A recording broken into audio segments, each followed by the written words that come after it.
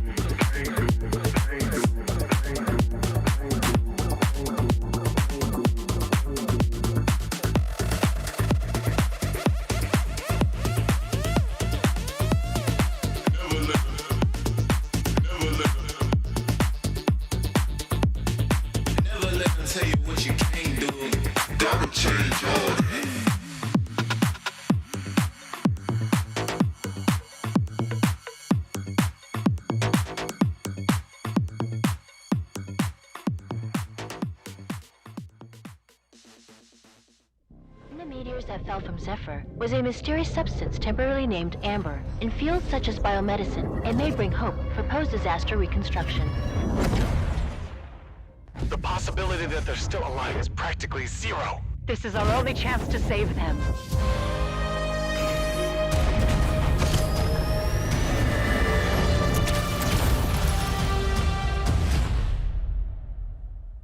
Doctor, we received a weak signal from Zephyr for the first time.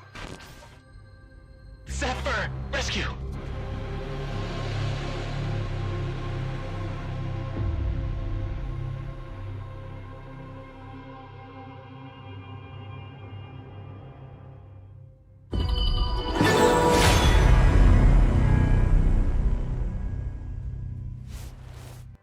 Hello and welcome to the Honor of Kings Championship 2024. We are now in the Pacific play-in. We have 3 teams, and it's going to be all a double round robin. We have SCARZ and Fearless Esports Hong Kong up first. My name is Holler, and with me is Kindofu. How you doing today? All good, super excited. This time we will see who will represent the region as we go into the biggest competition of the year, the Kings Championship. Now, Holla, I think we've already seen, the plays of all the different teams and whatnot, but this is how it's going to go down, right? We're going to have a point system, like you mentioned earlier just now. We're going to have a double round robin, which means everyone goes up against everyone else once or twice. Yeah, and it's going to be, we're going to see it once throughout today, and then it's going to be the same schedule as of tomorrow because we're just going to double it, right?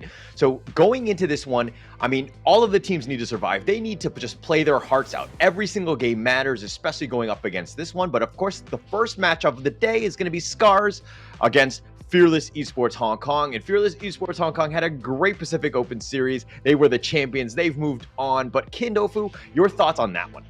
I think at this point it's up for SCARZ, right, to prove themselves. We've already seen them in the last chance qualifier before the Esports World Cup. They did decently, didn't quite hit the mark, right? Still some gaps to fill. Let's see. It's been about a month or so. Can they fill up the gaps? Have they done so as well? And of course, we are live in Abu Dhabi for both teams here, SCARZ as well as Fearless Esports Hong Kong. It's a different stage altogether.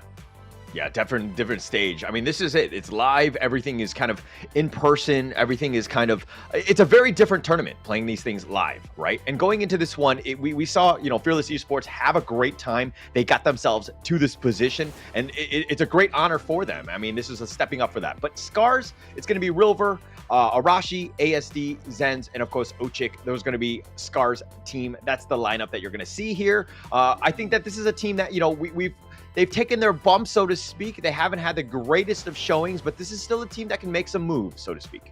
Yeah, for sure, right? And one of the things that we know about teams like this is they are always very clinical. And I think we all recognize, right, in gaming, it's called the growth mindset. So these players have been looking to grow. They have made some changes, per se, in their rosters.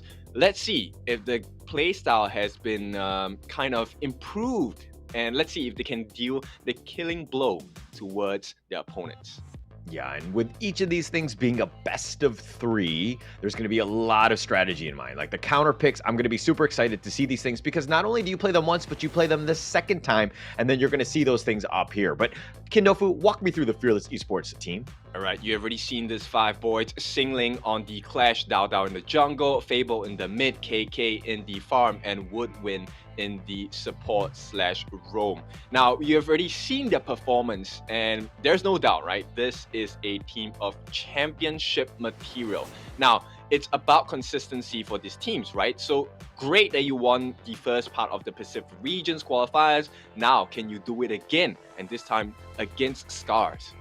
Yeah, and they won 10K going into this one, and this is a huge step up on that one, right? SCARZ, I think Nongshim RedForce, both of these other teams are, formidable, right? There's going to be a lot at stake. There's going to be definitely more pressure going into this one because, again, you got to qualify. You want to get into the Honor of Kings Championship, but we're going to go into Game 1. This is going to be the first draft of the day.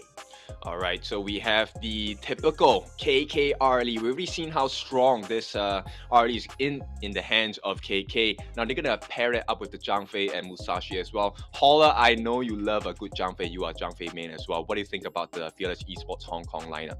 Oh, I love it. I love it. And after what I saw from yesterday, I mean, we know that Musashi was always strong, but seeing it just top tier, just dominate games and just control things. I mean, it's a great thing to watch. It's very fun to watch and it's very exciting. And the Zhang Fei just kind of backs that up. The synergy is on point. I think it's a great 1-2 combo right there.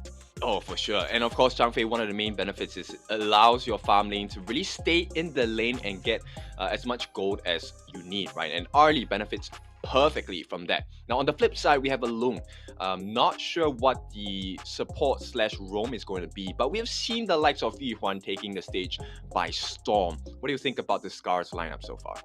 I think it's a little on the squishier side. Obviously, it's kind of scary when you see a Musashi on the other end. Obviously, you have the Yuhan who can kind of, unending sorrow to get yourself out. But Musashi is just like, okay, you're going to run away, you're going to heal, you're untargetable, but I'm still going to chase you down to the end of the earth, right? So they need some way to kind of control Musashi, push him away so that the rest of your squishier glass cannons can do that damage. Exactly, and if they get the protection that they need or the shield in the front that SCARZ is desperately looking for at this point, you can be sure this Princess Frost is going to deal a ton of damage. The winter is here, along with the Frigid Prison, Shattered Ice. That combination is always underestimated by opponents. And if you give SCARZ the lead in the early game, it's not going to look pretty at all. Yeah, and going into this one, I mean, we saw this one yesterday, and it was a point that was brought up in the sense that, the Lady Jeanne was on the table, but they've gone with the Princess Frost, and they've decided to ban the Lady Jeanne instead. Walk me through that thought process, because I'm not a huge Princess Frost fan. Okay, so I think we had our disagreements on this before. Like Lady Chen, I think the synergy for Lady Chen is great as on her own, right? So if you have the simple combinations, Ocean of Tears, into the Flowing Sign, you get the freeze, that's great. But sometimes, if you want to have a stationary opponent, where Yuhuan benefits, right? When she uses the Tragic Beauty, uses the Mournful Tempo, she needs opponents locked in a specific spot. And with the Destructive Deluge, sometimes it pushes people out of that range. So Princess Frost, a bit more difficult to execute, but when you land her skills properly, it does set up the perfect synergy for the rest of the team to capitalize on. Okay, I have a feeling you just like Princess Frost because you're an Elsa fanboy. Well, I'm not gonna have you bash my personal preferences here.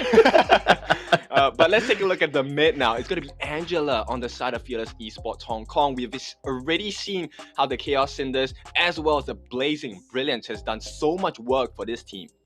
Yeah, and it's going to do even better, assuming it's able to just kind of ambush from the bushes, and then you have that the Musashi coming in just to clean them up.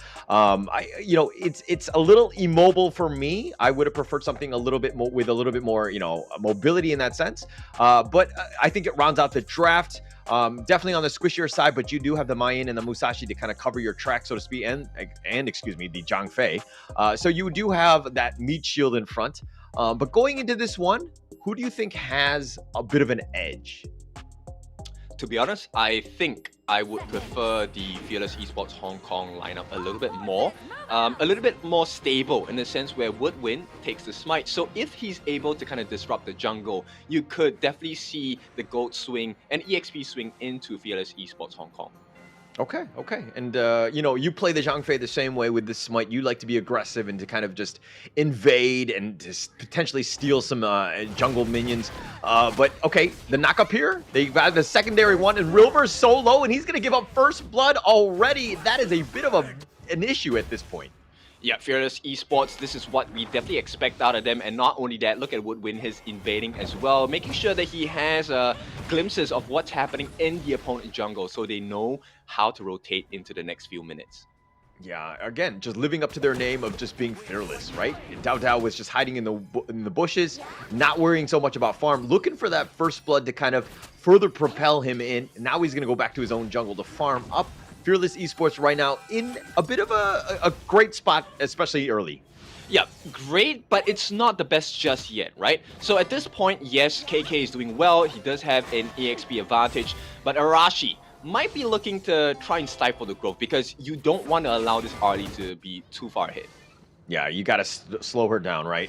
And KK here is just a capable farmer. He's definitely able to just kind of take over these games, given the space and time. But he's going to be a little pressured. He's 1 versus 2 versus Zenz, and of course, Ochik in that bottom lane. But you know, Fearless Esports realizing that hey, we can allow her to get her own space. KK, that is.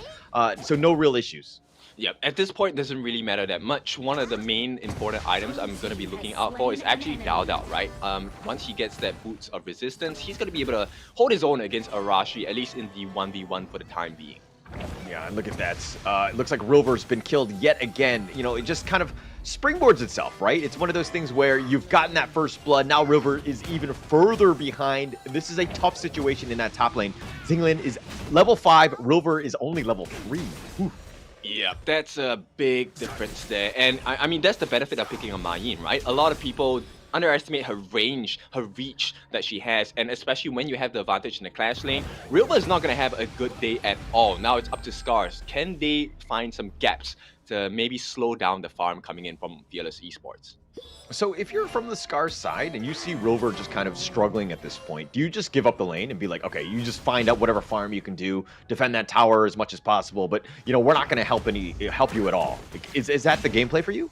I definitely would do so. I think at this point, right, it's really hard to try and come back into this game because bear in mind, you're not just losing EXP, you're losing gold as well, which means itemization-wise, it takes a lot of effort to get that balance out. I would rather go and invade onto KK's lane, give him a hard life. Yeah, okay. And the Leaping Savior is going to be used right there. The time-lapse just kind of zoning everybody away. Nobody really wants anything. Now, with Rilver struggling, who on SCARZ has to really step up and just carry this game? I think at this point, it has to be Arashi, right? Arashi will be the main win condition coming out from SCARZ because he's the one that's going to be able to tank and deal the damage. Okay, and KK going in, he's going to lift step back. He did get the pick off on Zenz, who just got a little bit out of position. But Xinglin, gets over the wall. He's going to be fine. He's styling as he cartwheels over the wall. Yep, so interestingly, he does not go for resistance. He actually goes for the boots of agility. So he wants to get additional cooldown to make full use of his whatever combinations. Yeah, and it looks like KK just being super aggressive. 1 versus 3 essentially in that bottom lane. And KK is still finding farm second highest, only to his teammate Xinglin. 2.8, he's doing quite well already. But it looks like they're going to start the... Oh, sorry, go on. No. So they won't be able to do anything much here, right? And I think at least for the next 3 to 4 minutes, SCARZ has to play from behind. Okay. All right. If they're playing from behind, though, how do they catch up? What do they need to do? I think at this point, it's just to slow down the farm, right? And if they can, they have to protect every single jungle camp from the side of Fearless Esports. Okay. I think that's easier said than done, but it is definitely a goal that they need to aspire to get to.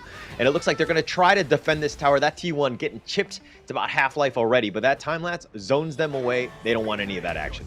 Yeah, that's exactly what they need to be doing, right? That's the benefit of having the Sunbin as well. So Ochik, he's going to do really well for himself because they are a very disruptive draft. Yeah, and Xinglin just running away. Rilver doing a little bit of damage, gets that the electrifying charge onto him. Did a little bit of damage there, but Dao Dao does need to be careful here. They do have the Blazing Brilliance in the mid lane with all 5 members of SCARZ, but the winner is here, and it's zoning most of them away. Nobody wants this fight. I'm not sure if you see this, Holler, but I can potentially see a big team fight win for the side of SCARZ if they can continue this. Yeah, if they could. And I mean, they tried to go for the pick off, but Xingling just too mobile. Like, he's able to just get out whenever he wants. SCARZ not able to convert on these potential gank attempts that they've been having. Yep, and we're gonna go for a short technical pause. But I like the fact that you mentioned that it's Xingling, right? So Xingling obviously very slippery, very mobile as well. But can you imagine any other members on the side of Fearless Esports? If they land that exact combination, it isn't as easy to get away. Sure, you have the Ali with the lift step, the maple dance, but as time goes on, probably later into the mid game, he will get bursted down. So KK, this is just a foreshadowing maybe. They need to be really careful of how KK positions himself in team fights. Yeah, but I mean, he's kind of up to it, right? I think that KK is proven time and time again that he's very good on the Arlie. He's able to just be in the right position at the right time. Just, again, it's all about being a glass cannon and not being out of position. And I think KK does a good job of that. He obviously needs to be careful where he doesn't get controlled and just get blown up because he is incredibly squishy. Yeah, at this point, I'm just looking for Rilver, funnily enough, because he will be the one responsible for the catch. With the flash into the Storm Strike, that stun for about half a second to a second will be enough time for the rest of the team to kind of collapse on any of the members that Rilver catches. So this will be the one opening that I think they will want to depend on, at least for the side of SCARZ. Yeah, but it seems like there's a lot of pressure on Rilver to do that. If you're looking at the rest of them, it's a little bit harder to get the Princess Frost, the Frigid Prisons, like, the time lapse, just getting them stuck in kind of thing. It's not as easy. So that control that you're looking for from SCARZ is, again, somewhat difficult, and I see that it could be a huge issue for SCARZ to kind of line that one up perfectly. Yep, but what happens when they do? I think a lot of people, like I said, don't really put a lot of respect into the damage that this particular draft can be able to deal out. Bear in mind that if they fail to focus onto Zhen's, it's going to punish them really hard. Yeah, for sure. And it looks like SCARZ right now are trying to take the fight to them by pushing this mid lane, just forcing it out, getting Arashi level 10 already, doing a great job, actually out-leveling Dao Dao. So if anything, he's been getting a lot of that farm. They're trying to funnel him as much as possible. He's 4.3k highest on the team. Yeah, at this point, I think pretty safe to say SCARZ definitely has learned from their lessons in the earlier parts of the competitions, and this could be something that they could benefit off of. Yeah, SCARZ doing a good job there, making sure that they secure their own jungle camps. They get that Azure Golem here, and it looks like they're going to go in for this one, the flash away, and it looks like Fable will be fine, but again, the flash was expended. Yep, take a look at the AoE of that, right? The time lapse as well as the winter is here, exactly the same. It's extremely huge, so potentially you could catch off quite the few members on the side of Fearless Esports. Yeah, quite large indeed, and definitely something they need to worry about. But starting those fights, again, you have that catch, and then you have those zones, then I get it. So it really comes down to Rilver just setting those initiations up, right? But he's kind of behind. He's not the tankiest of heroes at the moment, so he might struggle here. Yep, but we'll see. Eternity Blade on to Zhen's, hang on. Oh, the Blazing Brilliance, the Umbrella Outburst, that's going to be the first one used thus far. The Infinite Fastness, they get on out of there, and it looks like they don't want any of this action as Dao Dao is trying to draw a bead. Nice two-man launch up the Unending Sorrow. They're turning this around. Dao Dao, he tries to flash away, or tries to dash away. He does go down, and Arashi gets the kill, but they did trade Rilver. Yeah, but I think this is a huge win for the side of SCARZ. KK, if he gets caught out, it's even worse for the side of Fearless Esports. Yeah, KK now on the run. Oh, this is a tough... Okay, he's going to get away. He just kind of parasails his way out, throws out those Hello Kitties, and he's just going to look like he's going to survive. But in that mid lane, pushing a bit. Yeah, you know what? I'm pretty worried for SCARZ here. If they ever go to the beach, whenever they see the parasol, I think they might get quite angry. Yeah. They do need to be a little scared. Arashi does need to be careful. Unending Sorrows back to safety. He's just kind of scouting them out, testing the water, so to speak. But KK back to full, and it looks like Fearless Esports are continuing to push. It's still 8 minutes, and it's only 4-1. Yep, in the next 30 seconds is the perfect time for them to take a fight, right? Not all the ultimates are up on the side of SCARZ. This would be essentially the best time to pick a fight. Yeah, potentially yes, but of course, if we're looking at it, they haven't really been able to find that initiation. It looks like they want more of securing their own jungle. The Tyrant is going to be started by SCARZ. They're looking to just take that one out. Arashi does commit the smite. The Unbridled Outburst pushing them back. The Unending Sorrow keeping them alive. Rilber's on the wrong side of this one. He dashes over the wall. He flashes, excuse me. And it looks like there's going to be a fight on that side. It looks like he's so low, and it looks like Jinglin will actually go down. He was fighting 4 versus 1, or 1 versus 4, excuse me, not able to get the kill. Yeah, overcommitment there. I think that was a huge miscom. And this might cause the lead they have established all game to essentially be gone. Goldie has been cut down to about 2,000, which is not that big of a difference nonetheless, right? It's been 3k throughout the entire game so far. Yeah, but you don't want to give the enemy team any sort of options to get back in. SCARZ had a good fight, taking that one, but the Duel of the Death goes in, and he goes in, and he takes out Ochik. That's going to be your roamer, and they want more. They get Rilber, and they're going to take a double kill. KK taking them on. Arashi now on the wrong side of this, does get the kill onto Fable, but the Unending Sorrow, he gets under the tower. He's going to be fine.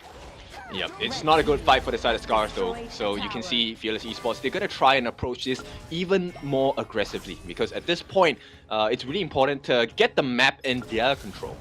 Yeah, they want to, yeah, definitely. Map control is super important. KK stepping up in front, trying to get the pickup on Ajens, who gets a little bit low, pushes them back with Ride the Wind. And it looks like they're going to just defend this tower. Again, both teams prioritizing that mid T1, trying to keep that alive just because it's objectively just so important to them. Yeah, it opens up the whole map, right? It gives you a lot more vision. It makes the map a little bit darker for the side of SCARZ as well. But I think at this point, SCARZ holding off pretty well. Yeah, holding off pretty well. They've done a pretty decent job with the objectives as well, like in terms of the Tyrants. But this one's a little bit risky. Fearless Esports right now just scouting around, providing a lot of vision. They know what's going to happen. SCARZ has been sticking together, all 5 of them. Again, just like there's like a campfire in that river.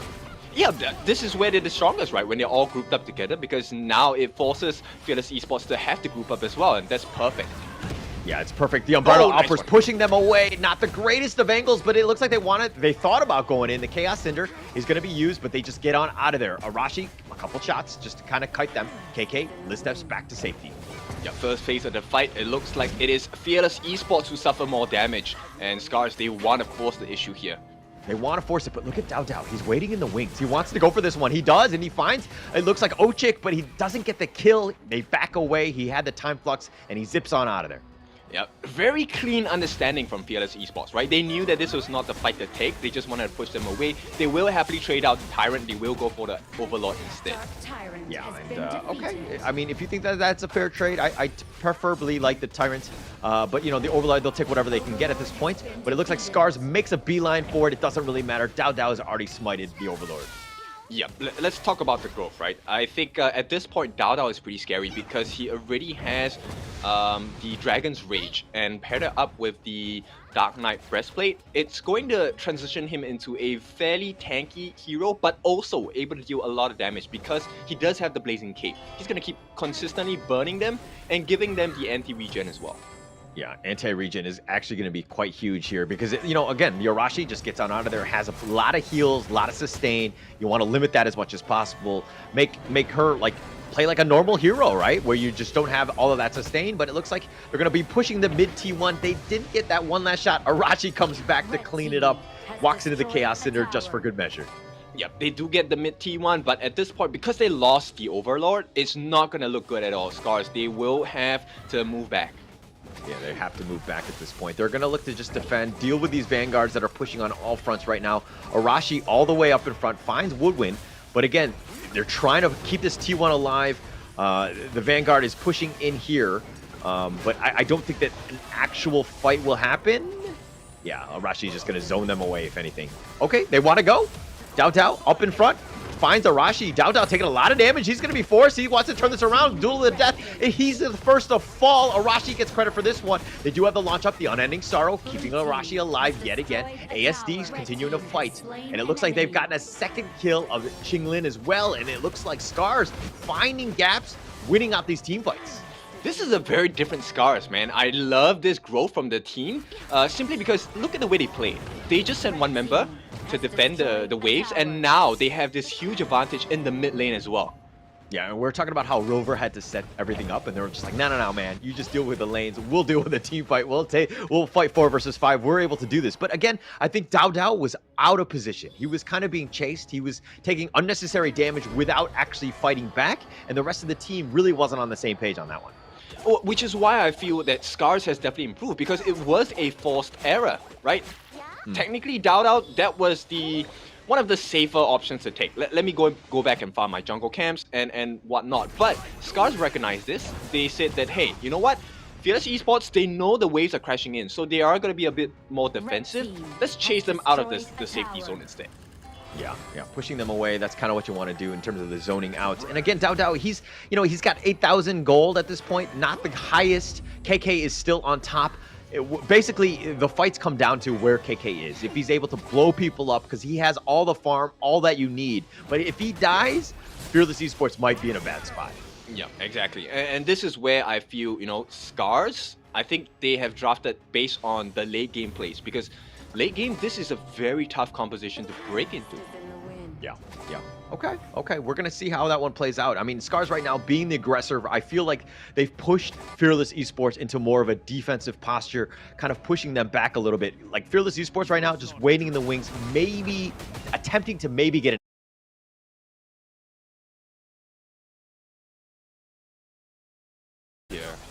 Nope, not going to happen. But, this game, pretty close. 6-5 in terms of kill scores. And SCARZ, they didn't have the best game, but everything is even at this point. Everything is even. It's so close. And again, this Tyrant's going to be important. The Umbrella Upper is going to be committed. Oh, the Tyrant actually he gets reset. He goes back into his cave. And it looks like they want to go for this one. They've got him frozen with the Frigid Prison. But Woodwind somehow gets killed. Arashi gets another kill, and he pushes him back. And now Dao is trying to turn it up. He does end up killing ASD, but he falls in return, as well as Jinglin. Both of them, all of them are dead. It's a 3-for-1 trade, all at the cost of ASD. Yeah, but they have to defend this. If they don't, then it's not the best play, because they do lose that tier 3 on the top, and this would be the safety marker. This is the opening, the crack in the armor that Fearless Esports will definitely continuously chase down. Okay, KK was pushing that top lane, ended up getting the top T3, not the worst thing in the world, especially when 3 members of your team died. But when Dao realizes that KK is actually nowhere near you pushing, there's no reason to be going in, right? You should not be taking that fight. You should pretend, maybe bait things out, make sure that nobody recalls back to defend the tower. But at the end of the day, they're not on the same page, and you're kind of seeing the effects of this.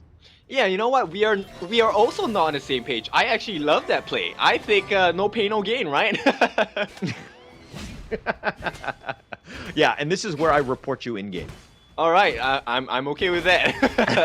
But at this point, now you start to see the benefits of that play, right? Because once it resets, now they're gonna have Mega Minions marching down on the top lane, and it only requires 2 lanes to be managed instead.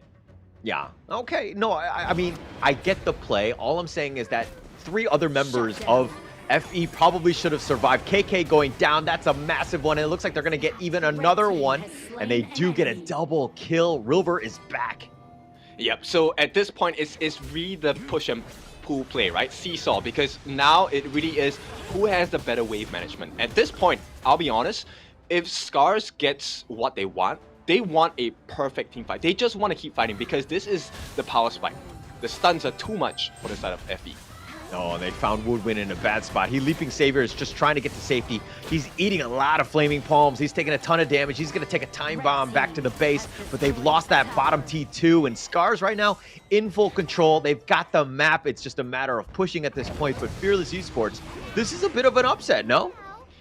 Yeah, I would feel so too, right? With the performance they've put up, I think they were the team that we were looking forward to having a very strong performance. But SCARZ, they are putting up an even, or maybe even better performance than what I expected them to have.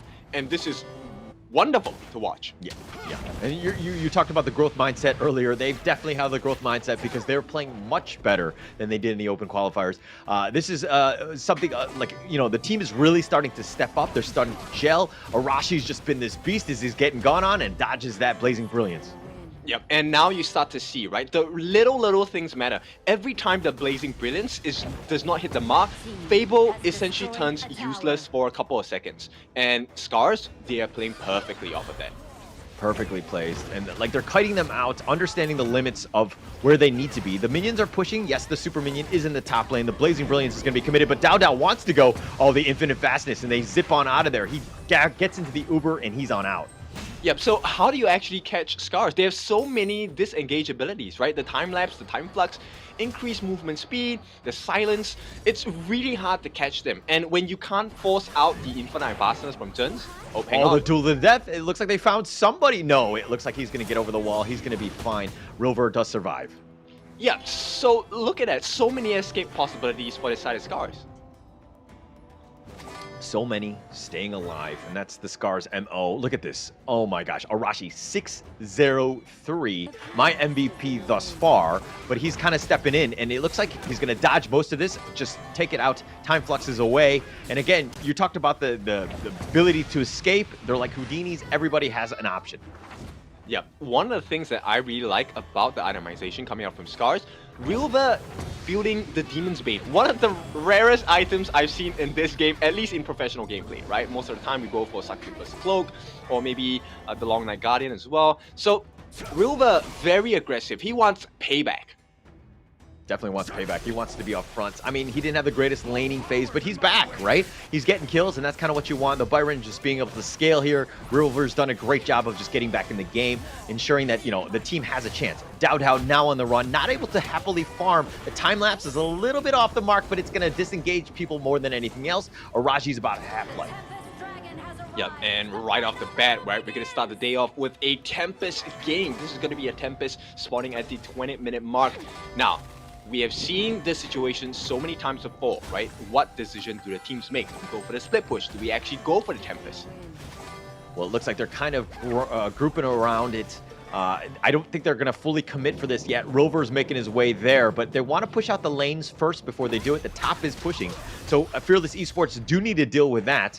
But with, you know, again, they've taken the top T3, Fearless Esports that is. Oh, but it looks like they're going to go Orb Strikey. They found it, and it's going to be Sage's Sanctuary. The Unbridled Outburst pushing him back, but KK in a bad spot. He's going to be destroyed. Infinite Fastness aggressively used, but Rilver's been killed in return, and it looks like they want to go Dao. He's going to be going in. Sage's Sanctuary used in return. Chaos Cinder is going to be there, and it looks like Zhen's is going to be killed, and it looks like Dao is starting to do the damage, but he's just so low. He's continuing to go, and he's got his own Sage's Sanctuary. They've turned this around. Arashi now on the run. He's going to be killed. Sage's Sanctuary for him as well. Ochik now on the run. Dao. He's like, you cannot run from me.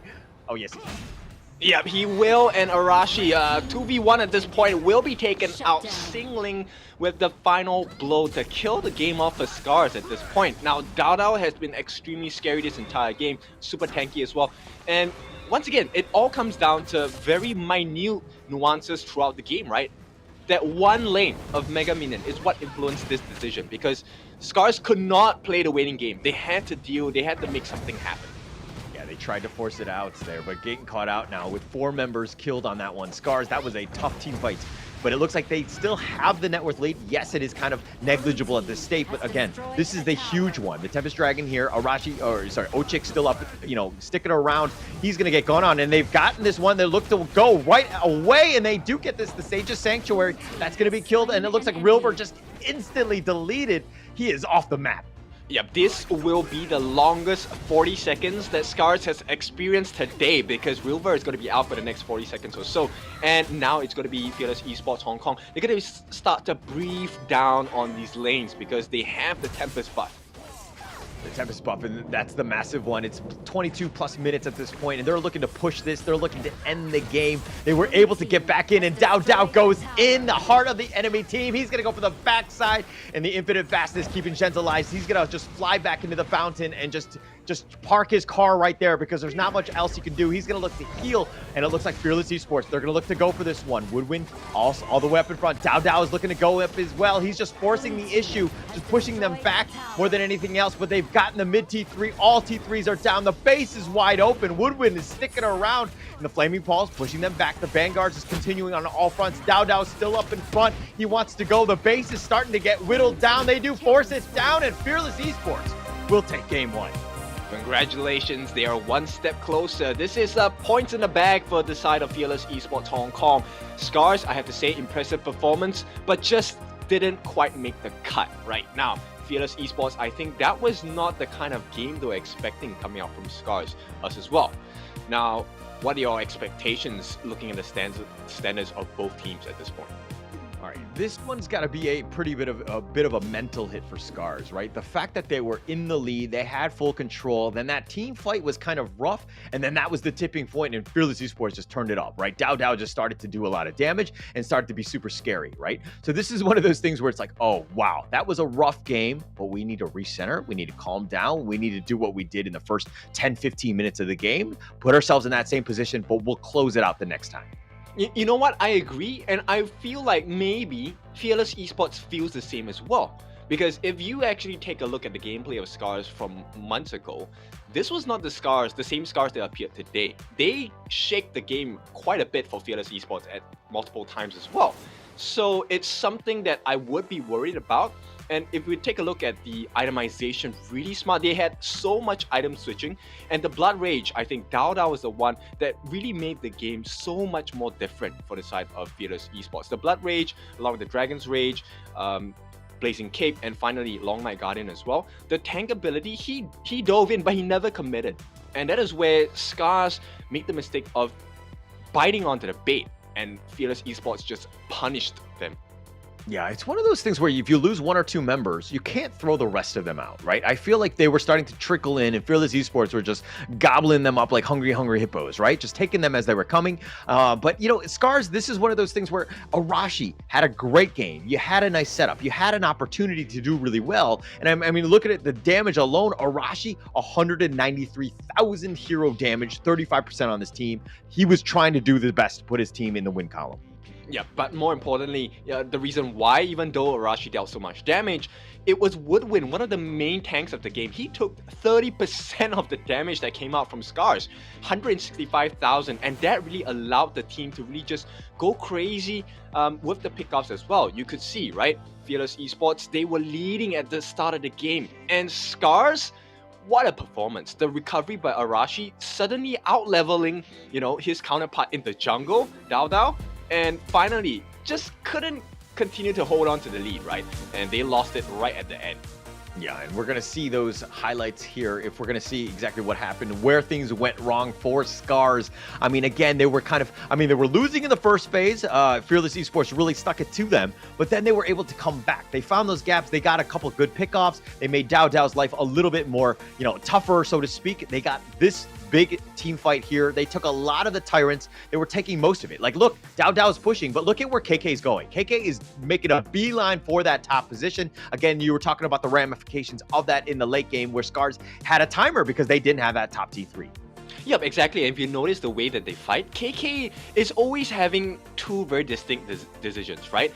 Do I want to get identified, right? Do I want to get seen? And if I don't want to get seen, he's going to start the split push. But when he commits to the fight, it's moments like this where, you know what, they know that, hey, the firepower from SCARZ is lacking. It's time for me to try and get into the fight itself.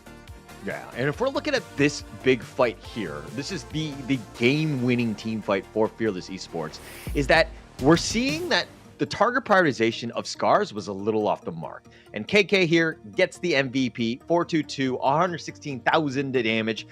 He was kind of on point, right? I think that he was really carrying the team, especially in the early game, got a whole bunch of farm, really put the team on his back. Yep, exactly. I think the micro decisions he made throughout the game has been spectacular. The one decision to just abandon the team fight instead. They lost a couple of heroes. No, did they lose anyone? They didn't. They got a couple of kills, and he went on to initiate the split push, which opened up that T3 on the top. And it was through that marker that Fearless Esports really took the game and ran away with it. Yeah, really smart play. I mean, it was next level in that sense. I think it was very good. But of course, that was just the first game. It's a best of 3. We're going to find out what happens in game 2. But first, let's take a quick little break.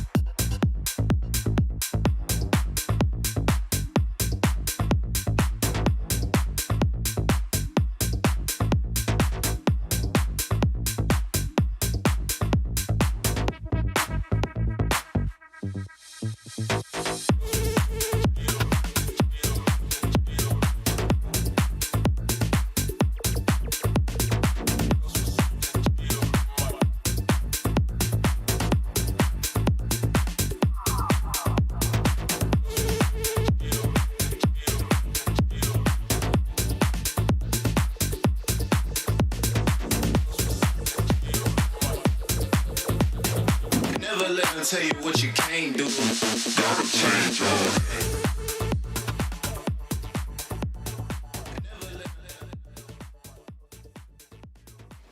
Fearless Esports Hong Kong, the Pacific Open Series champ, strike first in a bit of a comeback. Kindofu, your thoughts on that game one?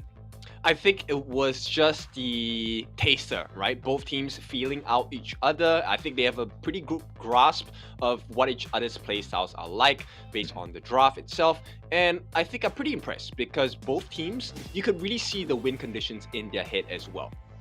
Yeah, definitely. And I mean, it's one of those things where they thought they had the win condition, SCARZ that is, but then having that taken away is kind of like, oh, I'm gonna have my ice cream, but then some dude comes and just takes it from you or knocks it away out of your hand. It's just gonna be a sad time. And SCARZ right now really need to recover mentally from that game. Yeah, so I'm going to bring you back to the point about the difference of Lady Zhen as well as Princess Frost, right? So I think Lady Zhen is easier to execute in terms of combinations and whatnot. So Princess Frost, you really need to be on point. You can't really miss those frigid prisons. And when you do, that's what really costs you the team fights per se. So I think maybe it's a little too stressful. They could put the Princess Frost on another draft instead. Yeah, and okay, look, I don't doubt that team synergy wise, the Princess Frost might be the better pick. But my only thing is that, and as you rightly mentioned, it's much easier to play the Lady Zhen. You know, it's like a fire and forget. You get those, you know, the Ocean of Tears. You just kind of knock that out. The Flowing Sigh, you don't even have to target after you hit the initial target. So it's just much easier, right? So all you need to do when you're playing up against good teams is just to kind of simplify things. Don't make it so high risk, high reward with all these, like, you know, very mechanically difficult heroes to play, and just dumb it down. Play the strategy more than anything else. Yeah, for sure. And we've already seen, like, you know, map control #1 in this game, right? You can win as many fights as you want, but if the map is not in your favor, essentially after each win of the team fight, you have to manage the waves instead. Now, this means Fearless Esports, they want to play a little faster this time. They're going to go for the Yuan in the jungle. I love this. This is one of the fastest junglers in the game. Okay, all right. You're saying that Yuan is a fast woman? Oh, she is. Okay, noted on that. But it looks like they're going to go, the SCARZ is going to return it in the sense of having the Arlie and the Zhang Fei. I like this combination. I think that it's very bread and butter, very meta, very strong in that lane, and you kind of lock that one in. But Fearless Esports, they go with the Lady Zhen themselves and the Hou Yi to kind of round that one off, at least in the first phase. Okay, so it looks like they will keep Princess Frost in the draft itself. I like the fact that they picked the Arlie on the side of SCARZ, not just because she's a good hero, but the Maple Dance really does kind of mitigate and nullify a lot of the options that are going to be thrown out by Fearless Esports here. Yes. Okay. And you know, I mention this almost every cast whenever I see Lady Zhen and Princess Frost, is that Princess Frost is the poor woman's Lady Zhen, right? She has options. She's not as good in my opinion, but she does have play. That mid lane matchup is a little bit more, you know, not the most advantageous for that mid laner, but I do think it has a chance, especially like as for what you said, winter is here. If it connects and it's in the perfect spot, you're going to have a good time. Yep, and I like the bans coming out from SCARZ, right? The Lianpo and the Sun Bin. It is essential to them that they do not get disrupted. Lianpo, of course, instant access into the backline with the Tremor Smash. It's not something fun to deal with. Likewise, on the side of Fearless Esports, the Dun and the Luna both speak volumes. It's backline hello. Yeah, and actually on both sides, if you're looking at it, catch is going to be important. Having some sort of tank, and it looks like SCARZ addresses the fact that they, you know, getting onto that back line with the Elaine, the Death at Sunset, that could easily jump onto that one. Now, Fearless Esports need to figure out some way to kind of keep the back line protected. Ooh, this is a tough one to play, man. I think Fearless Esports at this point, they have a much more robust draft. This ban pick makes a little bit more sense because there's plenty of control with the Cannon Blast. At the same time, you do have the CC coming out from the Lady Zhen. SCARZ, they need something super tanky. Yeah, definitely to just kind of help them out. Okay, wow. Hanjin. All right. What are your thoughts on this pick?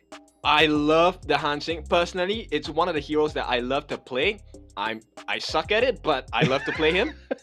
There are a couple of options they can explore, right? Hansing, one of the most mobile characters. He is a living cockroach because it's hard to kill him simply because he's so slippery, right? And if SCARZ plays the way I think they're gonna play, which is gonna be a tank Hansing. This is gonna be a really interesting game. Yeah, it's going to be a great one. Okay, drafts. Okay, I don't know if you remember each of the drafts, but who do you think has the edge going into this game?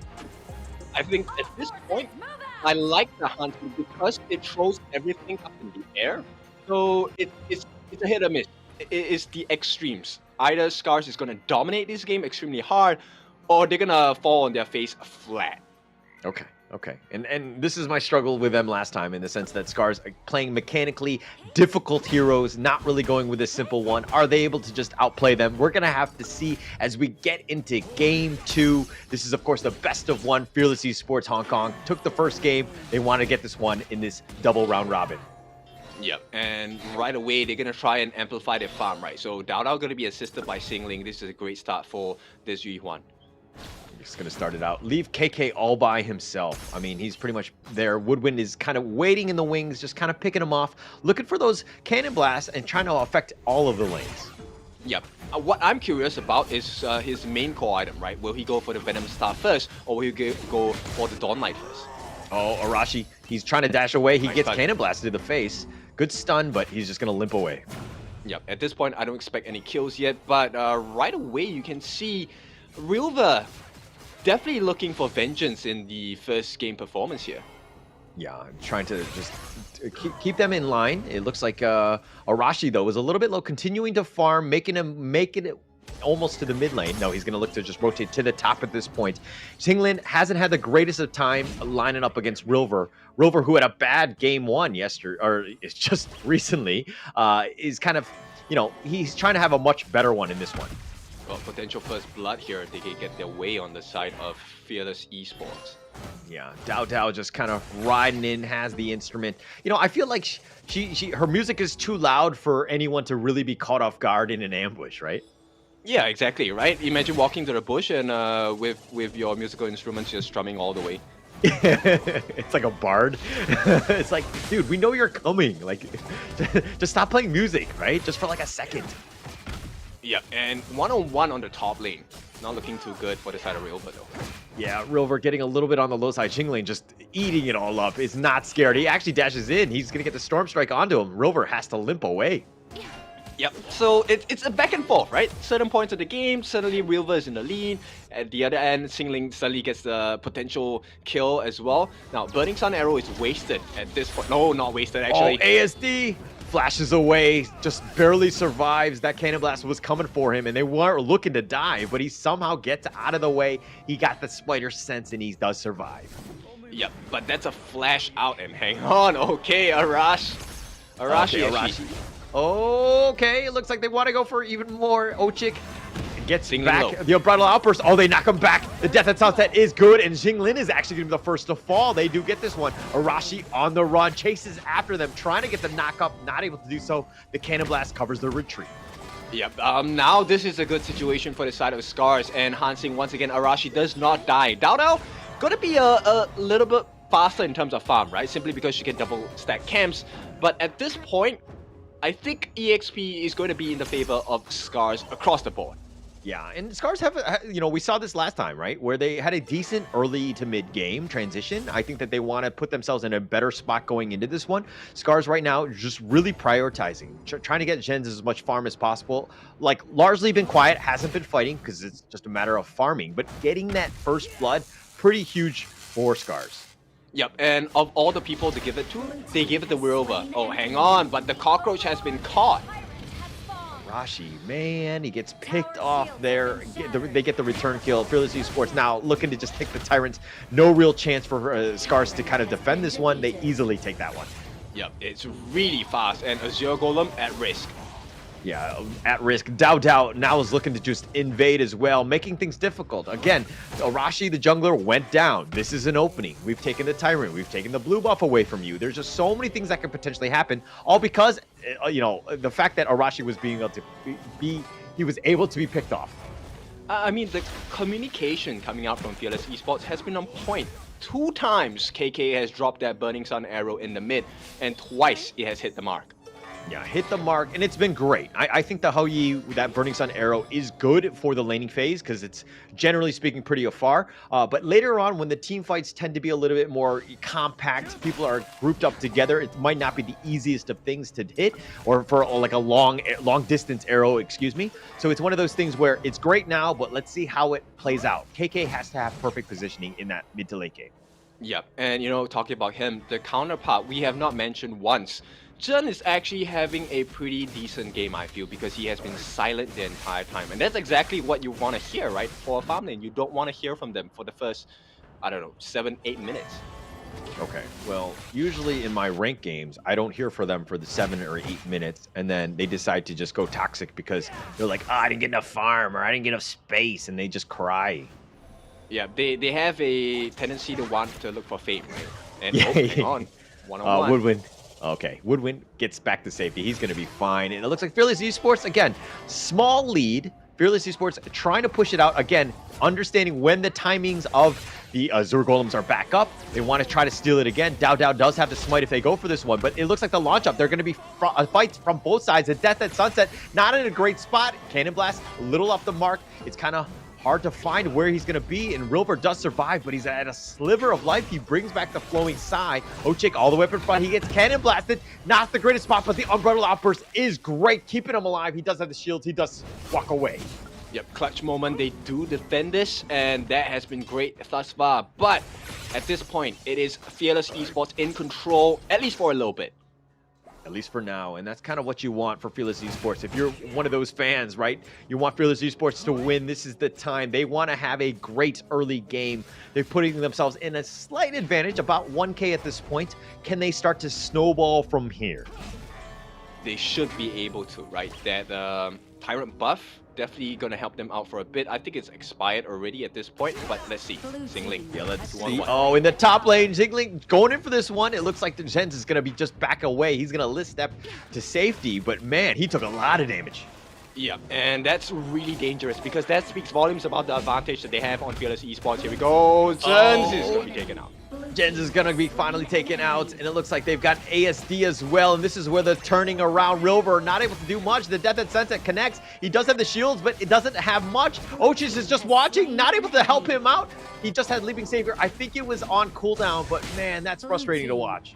Yeah, it's tough, right? And this is where I think Fearless Esports, they have perfect communication about the skill timings as well. This is really clinical as a professional. Yeah, very good. Woodwind tried to go for the Peacebringer, but the Arashi just dodges over the wall. He's going to be fine. Dodges the Cannon Blast yet again. SCARZ right now in a world of hurt. Tough situation. They need to figure out how to get back in this game. Yeah, they need to start having pickups, right? Because at this point, with the itemization that Fearless Esports has, I don't think it's going to be easy to kill anyone at all. Yeah, definitely not easy. It looks like they're going to take the Overlord here. Very easily done by Fearless Esports. The rich get richer in this case, and it looks like they're looking to just kind of take their time, regroup, take their own jungle, and then look to invade because they've got those timers on lockdown.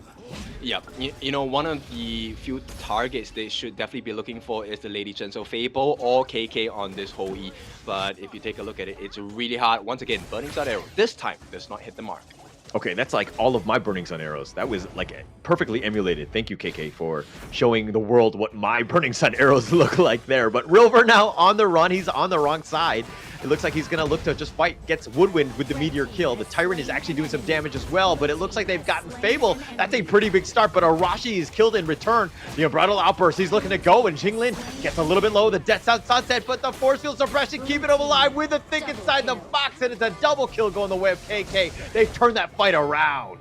A big one, and now this solidifies the lead. 4,000 in their bank more than the side of SCARZ. So this is definitely going to be a T2 in the mid taken away. Look at that gold swing. It's swinging hard. It's swinging hard. Fearless Esports playing very well. That's kind of what you wanted to have done, invading the enemy jungle. Arashi has not even able to get any of those buffs. It's got to be super frustrating because they've just been playing defensively, reactively, just to what Fearless Esports have done, and they've just taken the fight to them. Dao all up in front, trying to fight with Arashi here, doing a lot of damage, and Ochik tries to Forbidden Domain, just try to create a little bit of space, get Arashi a little bit more farm. Yeah, and this is where it's difficult, right? Because SCARZ, if you take a look at the way that Fearless Esports fights, there is two phases to the fight. The first phase is before the mournful tempo and before the unending sorrow, or maybe even before the melody of peace. Only then, when that ultimate is expended, then you have the second form and second phase of the fight. And SCARZ can't even last the first half of it. Yeah, it's tough. I mean, it's a situation where you have to prolong things, right? And seeing as that like ASD Gen's very squishy, you don't really, it's hard to get to that second phase of that team fight of surviving, right? So SCARZ right now on the, okay, they're going to take a lot of damage. The Cannon Blast, Ochik taking a ton of it. He's going to get forced to use the Unbridled Outburst just to retreat, but he's going to back off, gets Cannon Blasted once again, gets shot in the back. Yeah, and you can see, right, this is where it gets so difficult for Ochik, because as a Zhang Fei, you need to have the ability to be able to dive in and just get your Unbridled Outburst as an aggressive option. Steal. Oh, they're trying to go for the steal, not able to do so. Dao does secure it with the smite. Overlord is actually almost killing everybody. SCARZ has to run away, can't take the neutral, can't take the Overlord. Now they're running for their lives, running under that top T2. And Fearless Esports will find Rilver. Oh, he actually looks to turn this around, the Death at Sunset, but the Cannon Blast is going to be a little off. Rilver just trying to stay alive. Jinglin not scared. He wants to go for this. One last shot. He does get it, and KK gets the snipe. All right, Cannon Blast enabling KK to get the last hit as well.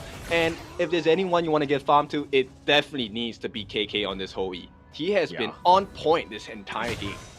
On point, has both of the buffs. He's doing a lot of damage. The Unending Sorrow keeping Dao alive. He's turning this around. Arashi just limping away. Ochik is going to be forced to use the Unbridled Outburst yet again. I mean, almost every single time it's on cooldown, he has to use it, but he uses it defensively. Yep, exactly, and that's what Fearless Esports is forcing SCARZ to do, right? Ochik is always making forced errors, and that is really hard to play. Hard to play here. Fearless Esports, they're starting to choke you out, so to speak. They've got so much control, pushing you back. You're hiding under those T3s, if anything, just trying to stay alive. Rilver taking a ton of damage, just getting sniped out. The Unending Sorrow just to back off, but it looks like they're going to regroup. Arashi was looking to cut the waves, but with that mid T1 still standing, really not a whole lot of space to work with. Yeah, but this is what Arashi needs to do, right? So he is definitely trying to pull them away from the main objective, which is to break into the tier 3s, right? They don't want that chink in their armor to be exposed, and SCARZ just living life on the edge at this point. Yeah, living on the edge. I mean, living defensively. They're down 6K. It's going to be tough to get back in this one. This is, of course, they lose this. They lose just the series. Yes, it is a double round robin, but still, this is, you want to kind of dictate it. Oh, with a nice Storm Strike connecting. Oh, and they do end up getting gens. That's going to be a huge win for them. They're going to want to just chase that. SCARZ, all they can do is just run away, maybe survive, but it looks like the top T2 has been taken as well. Fearless Esports are knocking on the door. Yeah, essentially now SCARZ, they're living on a prayer, and that's all they can do. They're going to try and cut the backlines here, at least for the side of Rilver. Yeah, and want to go more. The Peacebreaker pushing them back. The Think Inside the Box is going to be committed as well. And Arashi does get sniped out. He's going to be killed. And they've gotten Ochik as well. The Death at Sunset, one last hurrah. Does he get a pick off onto KK? He does. He did get something. He Moonlight Flashes, tries to go to safety, but he sees yet more of Fearless Esports. He gets killed, and they take the base. And Fearless Esports take the series 2-0. Clean game by the side of Fearless Esports. This time, the second game is a much smoother transition for them. Big win. And this puts them on the top of the table between the three teams that are going to be representing potentially for the Pacific region. And I mean, Holla, this game, what do you think about it? Oh, I mean, it was pretty much all Fearless Esports, even from the beginning, right? They had that control. They had that mental game going into this one. I mean, where they shook them in game one. Fearless Esports really stepping up. That was a very impressive win, game two, and just a clean sweep in the series. Very well played by Fearless Esports. Yeah, this is the day that they're looking for, right? This was the performance they're looking to establish in the first game of the day as well. Now, this is the Fearless I have been expecting, looking at them from the Pacific region's finals as well. Did they impress you today? They did. They did. I mean, with full marks right now. I mean, okay, not full marks because I'm an Asian dad and I would just be like, there are things that I could find. But I think that they did very well. I think that there are things that they could have done better, especially in game one where things were a little bit close and SCARZ were kind of winning. But this is a very good game. This is a game two that's what you want. This is how you want to close out a series. KK on point 3-1-5. Dao 3-0-7. look at that. I just think that, both of these and almost everyone across the board, great KDAs, whole bunch of contributions, really pushing it out and understanding the limits of each of their heroes. Yeah, exactly. Dao actually, if you take a look at the Eye of the Phoenix, right? This third item came out really quickly for the team. So if you take a look at the damage that Dao took, 29%, right? That's a heck of a lot of damage that Dao is soaking in the team fights. And this opens up the doors for KK. If you notice, KK only 9% of the damage taken in the entirety of the game. So he was never disturbed in this entire match itself. On the flip side, it was Woodwind that was making a lot of difference. Now, damage dealt, maybe not so much, but with the Venomous Staff, with the Cannon Blast, he was always setting the team fights for the side of Fearless Esports. And if you take a look at the goal graph, he speaks volumes about it. 8,000 ahead. SCARZ was never apparent in the game at all. Yeah, they were struggling, right? Fearless Esports. This is why, this is the biggest difference between good teams and great teams. Understanding how to play from a lead and just closing the series out. It started kind of rough, Xingling giving up first blood there. A little bit of a positioning error, and that's why I won't give them full marks. But nonetheless, they were able to find things, right? Like Dao, forcing it out, prioritizing Zens. Where's the damage? That was him. We're going to take him out. Now they're on the run, and they tried to fight. They tried to continue on, and Fearless Esports like these long, drawn-out team fights, and they have the heroes for it. They're going to continue on. You talk about having 2 phases to the team fights, and Fearless Esports, SCARZ didn't really have the answers to those. Yeah, look at KK, right? He was never in danger. It was him chasing in. And that's really scary because there's too much attention you need to pay to the other members, such as Dao, such as Fable, such as Xingling. The positioning, Xingling is always on the back lines, and SCARZ could never deal with it. Rilver, of course, tried to do the same, but when you're going up 1 against 3, when you're under level, you don't win the team fights like that. Yeah, no real chance there. I mean, Rilver does get that 1 pick off onto KK, who had almost a flawless game up until that part. But Dao, 3-0-7, 101,000 hero damage. He took a bunch of damage, healed most of it, and he was just a nuisance. Not only that, he was playing terrible music that even my ears were starting to hurt. Yeah, I mean, with Dao, there are no doubts, right? So definitely worthy of the MVP performance and the MVP tag. This is going to put them at the top of the table. Now, of course, this is just the start of the day. We still have the second match. This time, SCARZ will be looking to put up a redemption performance against Nongshim RedForce. But before we get to that, let's take a short break. When we're back, let's see, can SCARZ recover?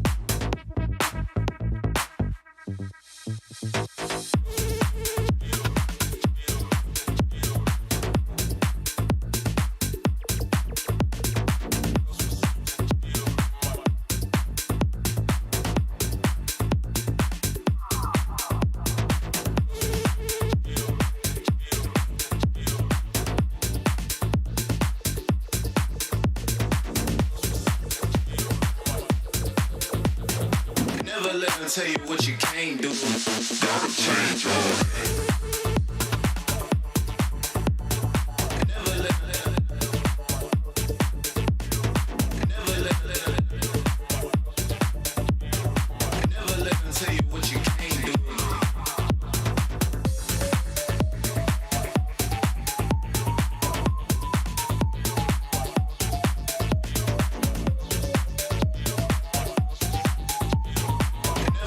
Tell you what you can't do, can't do, can't do.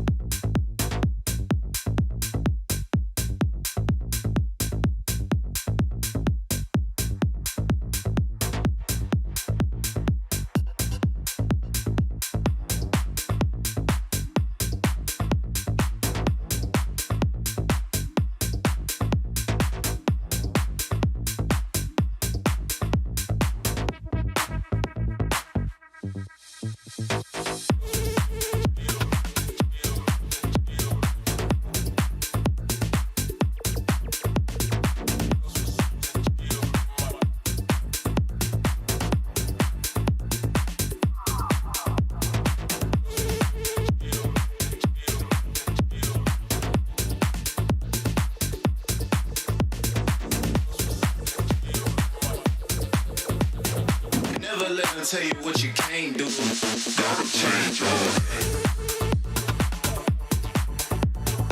Never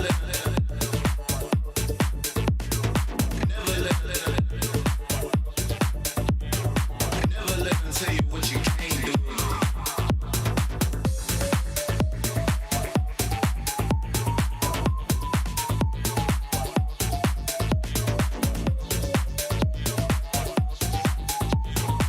Never let them tell you what you can't do, can't do, can't do.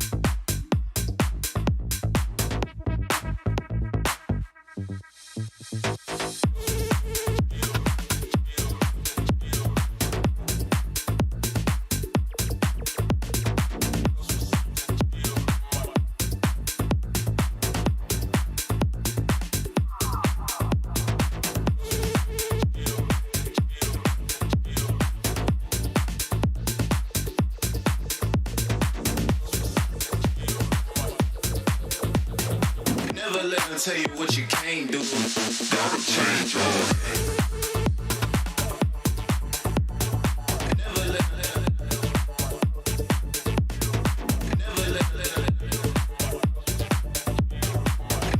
them tell you what you can't do.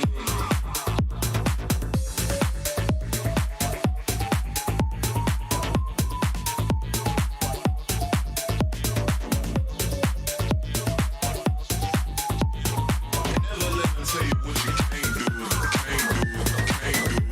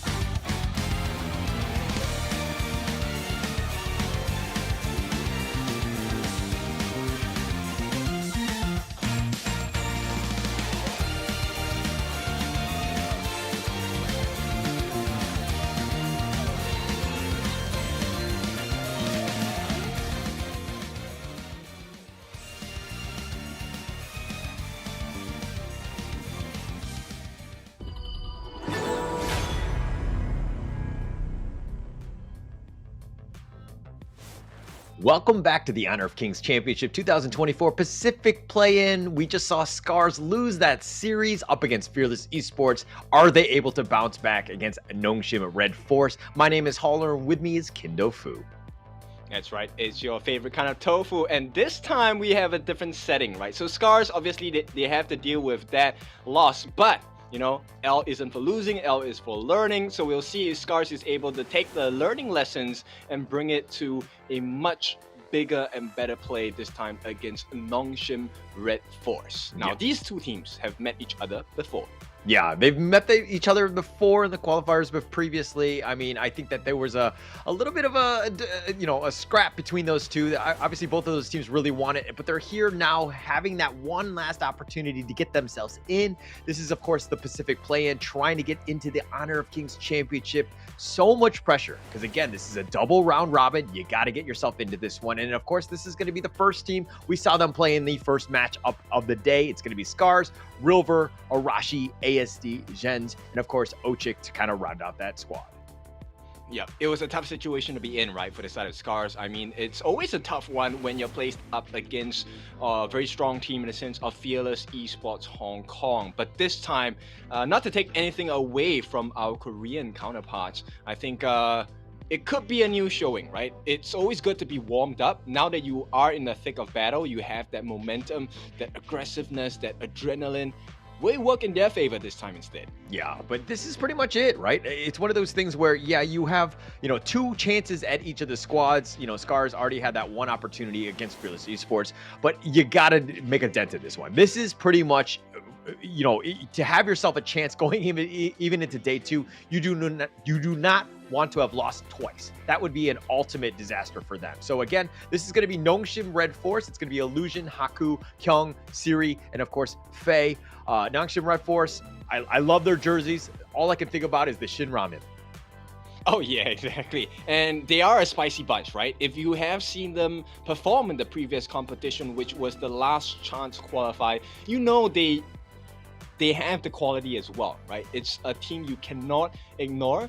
They are a very clinical team, not just in execution, but in the drafting as well. The thought process is really clean on this Korean side. So let's see, right? SCARZ going up against Nongshim RedForce. What is this battle gonna be like? I don't know. We're going to have to find out. I think that, we saw the growth of SCARZ. I mean, they played much better than they did in that last chance qualifier. And going into this one, I'm expecting to see Nongshim, level up their game as well, right? You talked about the whole L is for learning and not losing. I don't think that applies into my ranked games where I feel like there's a lot more losers in that sense. But nonetheless, I think that this is one of those series where, this is pretty much all she wrote, right? This is the time to really step up because, again, you don't want to be 0-2 in this only 3-team group here. Well, I thought you could be better. That's what she said. But in this case, you know what? We'll see if these two teams have the quality to not just take a tester against each other, right? First game, I think normally is kind of like an appetizer. Okay, what do you really like, right? What kind of game style do you have? What kind of mechanical skills do you have? It's always interesting to see how the first engagement is going to be like between two teams. Yeah, I don't want the appetizer in game one, man. I just want to go to the main course. I want to get at it, right? And that's kind of what we saw in the first match of the day, where SCARZ was kind of like they were winning. They got punched in the face. They were not able to come back. If Nongshim wants to do the same thing to SCARZ, that could be mentally draining going into the end of day one for them. Yeah, and this is one of the challenges, right, as a professional. So, of course, this time it is going to be a little bit tougher for the side of SCARZ because they are going back-to-back. This is their second game of the day in a row. But, you know what? As a life of professional, you have to be ready for all of these, right? You have like, 4 scrims a day, 5 scrims a day for some teams. It is part of the lifestyle of a professional. And at this point, it's important not just to be good, but to be consistent as well. And SCARZ, I think if they can be consistent from their game 1 performance, it could be a nail biter for this one. Okay, you talk about fatigue. I don't think playing 2 best of 3s back to back is that difficult. Plus, SCARZ are sitting in their seats, the same seats that they sat in the first match, so that seat is nice and warm for them. I don't know if they like it that way, but nonetheless, they're going to be into this one, and it looks like they're kind of comfortable, right? Going into this one, I think Nongshim RedForce, this is the first time on stage. Seeing their opponents across from them might be a little intimidating. You have the crowd, you have all these different factors of playing live.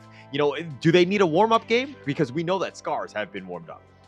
Yeah, exactly right. I think the main difference for both of these teams was in the last competition that they had facing off against each other, they were playing from the comforts of their own home or maybe their own team training facility, right? Now, we are all up in Abu Dhabi. This is live happening face to face right across your opponents, right? The level of stress, slightly different. Slightly different for sure. But again, you want to make it to the big stage. You want to go to the Honor of King Championships. Step up. Now is the time. There's got to be so much pressure on these players to just really perform, because you not only have, you know, the team that's backing you up, you have your teammates, you have your coaches, all the support, you know, staff that you have, plus you have your fans back home that you want to be like, hey, this is us. This is what we're going to be. Yeah, there's a lot of weight on their shoulders, right? You're not just representing yourself, you're not just representing your team, you're representing your region as well. And one of the things is you're going to be taking part on this, on the world stage. Now, we are already technically in the world stage. They have traveled overseas, they're now in Abu Dhabi, and now they're playing for all of the people across the globe. But going up against a monster that is stronger than you is a good learning experience, right? It is where you kind of like, hey, you know what? This is the weakness that our team has been facing, or yeah, this is our strength of our team. And this is where you really learn a lot about yourself, and it levels you up. Yeah, and kind of we saw this from, you know, the EMEA team yesterday in the qualifiers there, where basically Major Pride, who had a disastrous season 1, I think they were winless throughout, and they came back and they actually pulled it off, and they're playing in the EMEA play-ins. So this is a team that has really taken those losses and turned them into lessons, and they're, you know, really starting to strive and to kind of to hit that peak, right? And they're doing a very good job. So going into this one, we saw SCARZ level up. We saw that team play much, much better than we had seen almost throughout the entire time that we've seen them on the Honor of Kings esports stage. Oh yeah, for sure. So this is a really good one to watch, right? Because I'm super curious about how much Nongshim RedForce have improved or have learned as well. It's been a couple of weeks, right, since the last performance on stage with the last chance qualifiers. This time, I wouldn't say it's a last chance qualifier, but you know, the stakes are pretty high, right? If you do not make it through, it is going to be a painful journey going back home. All right, this is like the real last qualifier, right? Going into this one. I mean, there's not a whole lot of time left going into this one. The Honor of Kings Championship is around the corner. It's going to be in October, getting into that one last spot. And I believe there's 16 slots going into that championship. There's going to be a lot of the titans that we've already seen, even coming in from Season 2 in EWC. So again, a lot of pressure going into this one. Are they able to level up? It's one thing to survive your regionals, but it's another thing to even take it further to that international level where you're playing against like the titans like LGD, for instance. Oh yeah, for sure. And now with that being said, I think we will be heading into the BP, the ban and pick really soon. And here we go. So Yihuan definitely not going to be an option for either team. Nongshim is going to take it out of the picture. Dolia as well. So two very, very important bans simply because they are so monstrous at giving the growth to their team. Yeah, a lot of growth. I mean, Dahlia has been banned quite a bit. It's either banned or picked. They go with the first phase ban, and they actually back it up as well. Nongshim is going to ban out the Arlie. So the Yuan as well as the Arlie going into this one, and of course forcing it out. SCARZ had to have banned the Ogren here, or else Nongshim would have first picked it. All right, so these, this just leaves us with a couple of things we can explore, right? Do we go for the tanky front lines and very glass cannon style farm lanes, or do we just go for a more balanced roundabout in the draft, right? It's something that I think Nongshim has been really showcasing, and now they want the explosive growth. Mai Shiranui, first pick. Yeah, it was first pick. It was banned quite a bit yesterday. I think we only saw it in one game. This is, of course, the EMEA regionals. But this is one of those heroes that it's ride or die, right? You have so much potential for outplay. The hero is just very highly mobile, has a whole bunch of bursts, basically just has everything but the kitchen sink. Of course, not being very tanky and survivable. But when you have sort of the mobility and the burst, you don't really need too much takeability. Yeah, you know, early game, it really is how much time does it take for this Mai to get that Stone of Sorcery, right? Because with that extra burst damage, it will be that marker that changes potential team fights, because every chosen hit is going to hurt that much more. Yeah, a lot of damage there. And it looks like SCARZ is going to respond with the Lianpo and Lung, two L-named heroes, kind of counter-picking that one in. But Nongshim going with the Byron and Motes. Your thoughts on these two here? Very huge control coming in, right? So obviously with the Lianpo pick, you definitely do want to break into the back lines, just cause as much chaos as possible. And when you're dealing with someone like a Mai, one of the important things is to just stop her in her tracks, right? So every burst ram, every tremor smash is going to be that important for the side of SCARZ to really land. Yeah, it's going to be super important there. And it looks like they're going to finally go end the phase 1 draft with the Lady Jeanne pick. They ban out the Lady soon. Nongshim goes with the Elaine ban. I think that these are good bans throughout. But okay, what about the Mai, where you're like, hey, Lady Jeanne actually has a pretty decent matchup in that mid lane? I think, you know, wave clear wise, of course, Lady Jeanne definitely takes the cake for that one. But depending on how the Mai player plays, which in this case is going to be Illusion, you can just forego clearing the lanes and try to clear the hero first. Okay, yeah, it has a lot of potential for that. SCARZ here going with the Prince of Lanling. We saw it again in the past. Nongshim was able to play that one with Haku playing it, but they're gonna ban it out here. They just don't want to deal with this stealth monster, so to speak. Oh yeah, for sure. He offers a lot of stress to the side of SCARZ, simply because it also forces out Lady Jeanne to throw that Ocean of Tears as a defensive measure, which is one thing you don't want to do. She has very little time in between the skills. She doesn't want to get caught out. Okay. Dharma going to be picked up here. Clash laner for SCARZ here. I think it's a nice, initiator. It starts the fight. It's a little tanky. It provides a lot. Lianpo can then counter initiate on top of them. So you needed that frontliner in addition to the Lianpo. So again, just a lot of synergy on these two picks. But yeah, you need to protect the Lady Jeanne and Lung as much as possible. Oh yeah, for sure. At this point, one of the benefits of picking a Lung is that yes, he does need protection, but he doesn't need as much protection, right? True. As long as the stuns don't really come in that much, Lung will be able to use his infinite fastness to get out. So I'm just curious how this is going to work out, because wow, I like this. Fang and Etun. Fang, one of the most mobile heroes with the wheel away and with target sighted. Instant burst guaranteed if he can land those hits. Yeah, and I do like the Dune with the Byron combination, right? Motes will set it up with the Cannon Blast, Byron and Dune coming from, left and right, just going in with Mai to just clean up. This is a well synergized draft thus far. I kind of like this one going in. SCARZ respond with the Menki a little bit, adding some of that control. You have that tank ability as well. So just kind of being that front liner. Okay, now we know that the drafts have been set. Who do you give the edge to? I am actually going to give it to Nongshim RedForce at this point, because I think it's a little bit risky on the side of SCARZ, where you only have one actual tank. Lianpo, yes, can operate as a tank, but he's really more of a disruptor, so he's not meant to really soak that much damage. We'll see how it goes. Okay, you don't think the Menki's enough in terms of just being that frontliner, that tank? It's good enough, but Menki doesn't really do well in a 1v5. He does well in a 1v5. All right, it looks like that's going to be the draft. We're going to go into game 1. This is, of course, the second matchup. It's going to be Nongshim RedForce versus SCARZ. SCARZ lost the first matchup, so they desperately need to win this series going up against the Korean squad in Nongshim RedForce. Yeah, all points. Any points make the world's difference here, because there are only 3 teams. So 3 or 6 different chances for you to get points on the board. Oh, nice cannon blast. Arashi's going to be in a bad spot. He gets knocked up with that sword strike, and he got first blood. Kyung making that rotation, and Nongshim RedForce taking the fight to him already.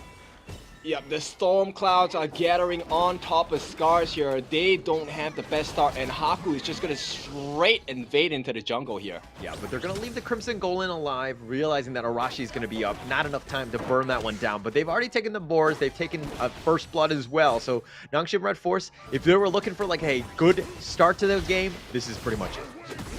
Oh yeah, for sure. And at this point, it is going to be an advantage. Level 3 already for Illusion, as the Cannon Blast is just going to be raining down onto ASD. Once again, he's not having a good game as well here. Tough time, tough time. And Faye, again, this is the power of the moats. Being able to just kind of rotate between the different lanes, try to get your team as much of an advantage as possible, and just pick off those, you know, get the occasional Cannon Blast that just disrupts the lane, and maybe some of the last hitting by SCARZ here. Yeah, the repositioning of the Peacebringer is really critical in these team fights as well, right? Because Lianpo, yes, he does have good engage, but his range isn't as long. If he has to kind of, you know, make use of the flash, it is a very heavy commitment for the side of SCARZ. Yeah, but Ochik has the Lianpo, that skin, right? Where he has the axolotls on both of his hands. I love that skin. Just picked it up myself. So getting into this one, he definitely has the cuteness level of the skin here. He throws out the Magma Slam, gets under the tower. He's going to be fine, though. Yeah, so at this point, decent lead, nothing too crazy, 700 gold per head. But at this point, if SCARZ make the mistake of over-engaging, it's going to cost them quite a bit. Because itemization-wise, still pretty much even. But it's teetering on the edge of Nongshim getting a huge advantage. Oh, Rilver taking a lot of damage from that enlightenment. Sorry, throwing that one out against Kyung here. But it looks like the River Sprite will be picked up by Kyung. Rilver has backed up under that tower, playing a little bit safe right now, realizing that Haku has made a rotation. Haku's kind of been almost all over the map thus far.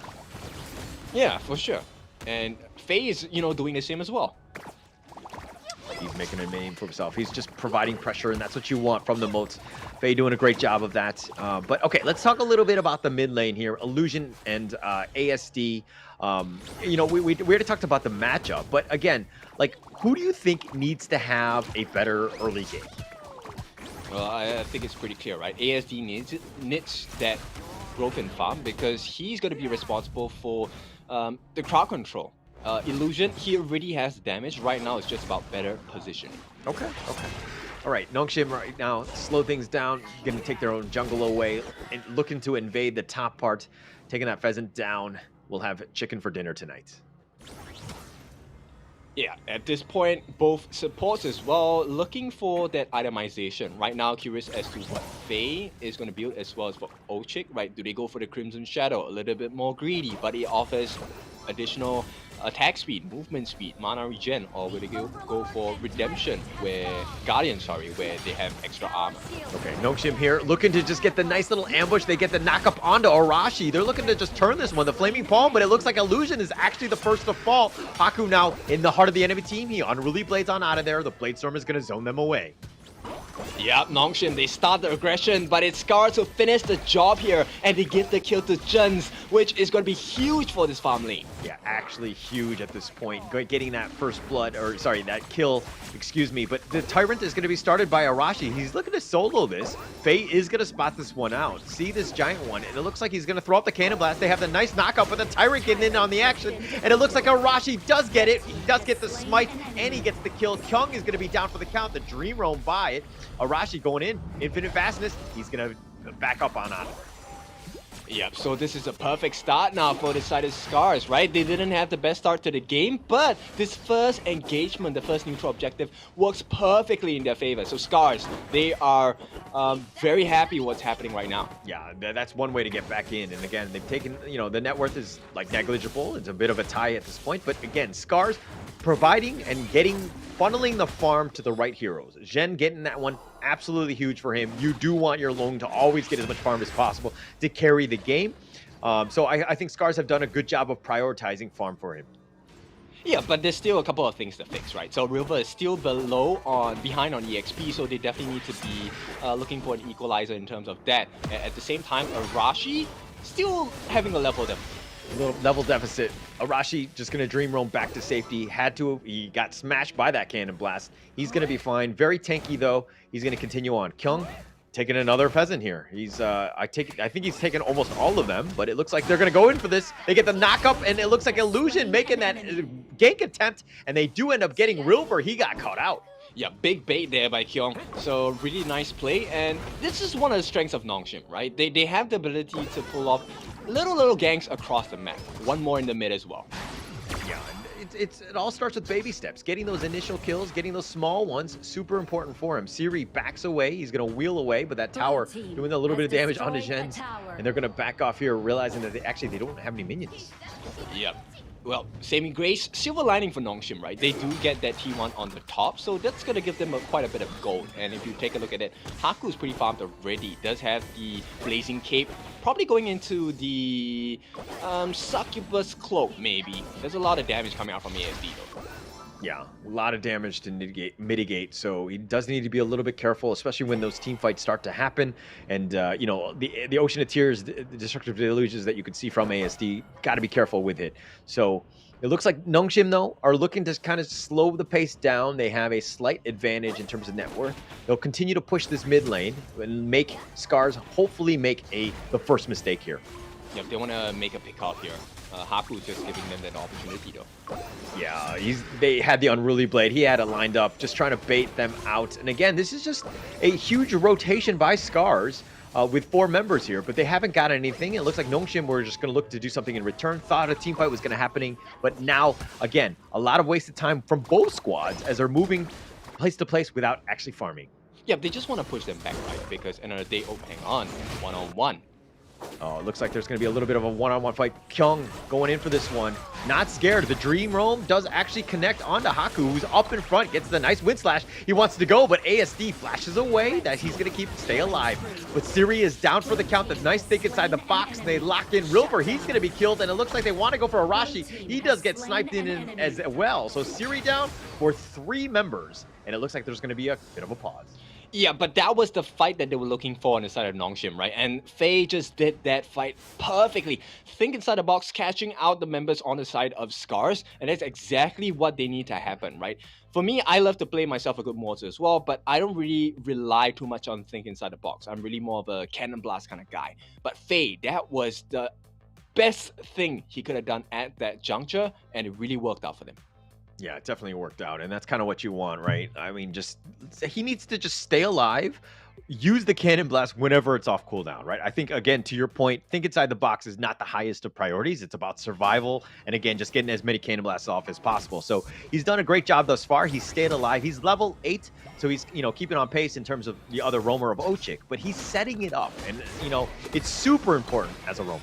Yeah, at this point, you know what, I'm having a lot of focus on the Ochik because he is having a hard time, man, even in this game against Nongshim, because they haven't allowed him any angle to really address and come into the fights at the perfect timing. Yeah, and I mean, look, I like the Lian Po. I feel like the Tremor Smash has a lot of play, but it can be easily baited out, right? And I use quote-unquote easily. You know, obviously pro players are on another level of bait, but it's one of those things where you got to be super careful of when you use it, because Lian Po, if he smashes at the right time, you win the team fight. If you get baited out, you have it off cooldown, you're not able to really use his abilities to the best of his abilities, you're going to have a hard time. You might even lose the fight. So it's like very, you know, high risk, high reward kind of thing for that. Yeah, and here's one of the benefits of taking a Fang, right? Siri here is definitely going to be capable of taking down any one of the neutral objectives by himself. And that's one of the strategies that has really worked out well for Nongshim, which is to have divide and conquer, right? That's the whole plan. Yeah, and it's attracting attention, right? Like, all of this stuff in the mid lane is really not a serious push. Yes, they're just dealing with the minions. Yes, they're just chipping them out, throwing them in a loop, so to speak. But now look at what, you know, Siri's done. He's pushed in the top lane. The top T2 is going to take a little bit of damage. The Dream Roam, the Wind Slash was on point, but the Infinite Vastness, he's going to look to just maybe go aggressive. No, he actually backs on out of this one. SCARZ does not want to take this team fight. Yep, so take a look. Perfect wave management, right? They don't even need to kill anyone. They just take the turret. Absolutely perfect there. And that provided a lot of space for Siri to get as much, you know, push down that top T2. forced it out, right? You look like you're going to go for a team fight. No, it's actually just a feint. The real thing is that we wanted to get the objective top. Yep, and with all of this little plays around the map, Illusion now rewards himself with the Savant's Wrath. He is a menace at this point. Every Kachosan, every Ryu engine is going to be extremely painful. Yeah, it's going to be huge, but is he able to find them? I mean, ASD What is a a stun. nice target, Gens as well. Great stun thus far. Everybody's so low from SCARZ, and it looks like Haku is continuing to take the Tyrants. I don't know if Arashi's going to be there. He does have the smite. Wind Slash is going to be a little off the mark. I don't think he actually goes for this Unruly Blade. Gens has already been killed, and they've got the nice little knockup. He throws out the Truth. Rilburn is doing some damage. The Dream Roam all the way around. The Dream Bubble as well. Kyung is limping away. He's going to be fine. ASD not as lucky. He's going to be killed here. Rilbur continuing to fight. They did get Illusion in return as well as Haku, so it's a 2 for 2. Oh, 2 for big 3. fight for the side of Nongshim there. I mean, they understood the win condition, so they committed every single thing. At this point, Haku dying, not a problem, man. We have Siri if we really want to commit to taking the neutral objectives, but at this point, the map is easier to control, and the map is more important. Yeah, it's definitely more important here. Nongshim right now is coming out with the victors in that team fight by a slight edge. Yes, Illusion and Haku had gone down, but that opened things up. Now with only 4 members, ASD just got respawned. He comes back to life. The Dream Bubble onto Faye. He's going to be surviving, and they do take the Tyrants. Yep, it's not a team fight play, but Faye with that thing inside a box, just stopping Arashi from coming in is a huge achievement because that, puts them in a very horrendous position. Now they have to fix the waves, and this opens up the map perfectly for Nongshim, right? They have so many options. Do we want to go for the debuffed status of going for the Overlord, or do we want to get for another fight, right? We have that Tyrant's buff. Yeah, and they've got the Tyrant buff, and they're pushing them along. SCARZ have to just hide under those T2s, just trying to stay alive, been pushed back. This is a good one. You push with the wave, you force them all out to have to play them defensively to deal with those waves. Now you could actually back off and take that Overlord if you wanted, but the world is your oyster, so to speak. Yeah, for sure, and they have the shocking device as well because they are just chucking them out of their shells. Rilver will not be long for this world. Oh, Rilbur is getting gone on. He's going to use it. No, he's going to be killed. Illusion takes him down, slicing him down and takes it out. And it looks like Ochik somehow surviving, but that's the pickoff that they needed. He's down for 30 seconds. Yep, he had to commit everything in his arsenal, and at this point, it's just pressure on pressure for the side of Nongshim RedForce. Yeah, a lot of pressure here. Arashi's still up in front. He gets Wind Slash. He's going to Lingering Dream to keep himself into this one. Wants to just tank them and just kind of push them away. Kyung actually uses the Force Field Suppression, but they've been scared away. They're going to look to regroup. No, it looks like they're going to take the Overlord instead. Yep, and with all the fake outs on the fights, now Nongshim has bought so much time that now the debuff is gone. They are free to go for the Overlord as and when they want.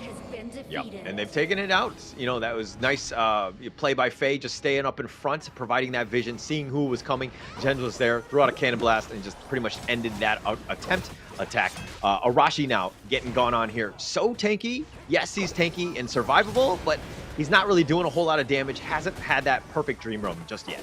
Yep, and if you take a look at the levels at this point, Ochik, under level, he will not be able to dive in safely. He can, but it's a risk.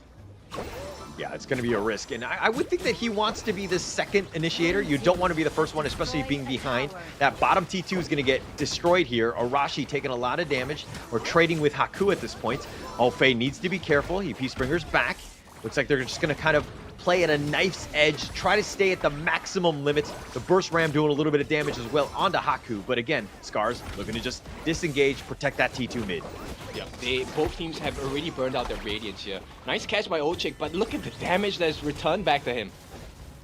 He's taking quite a bit. Looks like he's going to go back to the fountain to just kind of heal up. Oh, but they got Haku. That's going to be a big win for them. But the T3 was traded. So Nongshim realizing that, hey, we've got this. The nice little truth onto Kyung, pushing him back. The Enlightenment doing a lot of damage. But SCARZ is getting a little bit low as well. But Kyung is the first to fall on that one. And it looks like they got two. But now can SCARZ, what can they do to get back? It's a consolation prize, right? At this point, they have to do so much. Now they have to clear the waves. They have to deal with the Overlord Vanguards as well. They did clear out the Shadow Overlord, right? So that's great. But at this point, once the game resets, even though it's just a 3,000 goal lead, the waves are just destructive on the side of Nongshim RedForce. Yeah, and it looks like, I mean, they've been pushed back. They have to deal with the waves. They've kind of fixed that one. The bottom was what, kind of in the mid area. Obviously, that will push in that bottom lane. But SCARZ realizing that, hey, we need some more damage. We're going to go with this Tyrant here, just try to blow this up. We're getting something out of those 2 kills.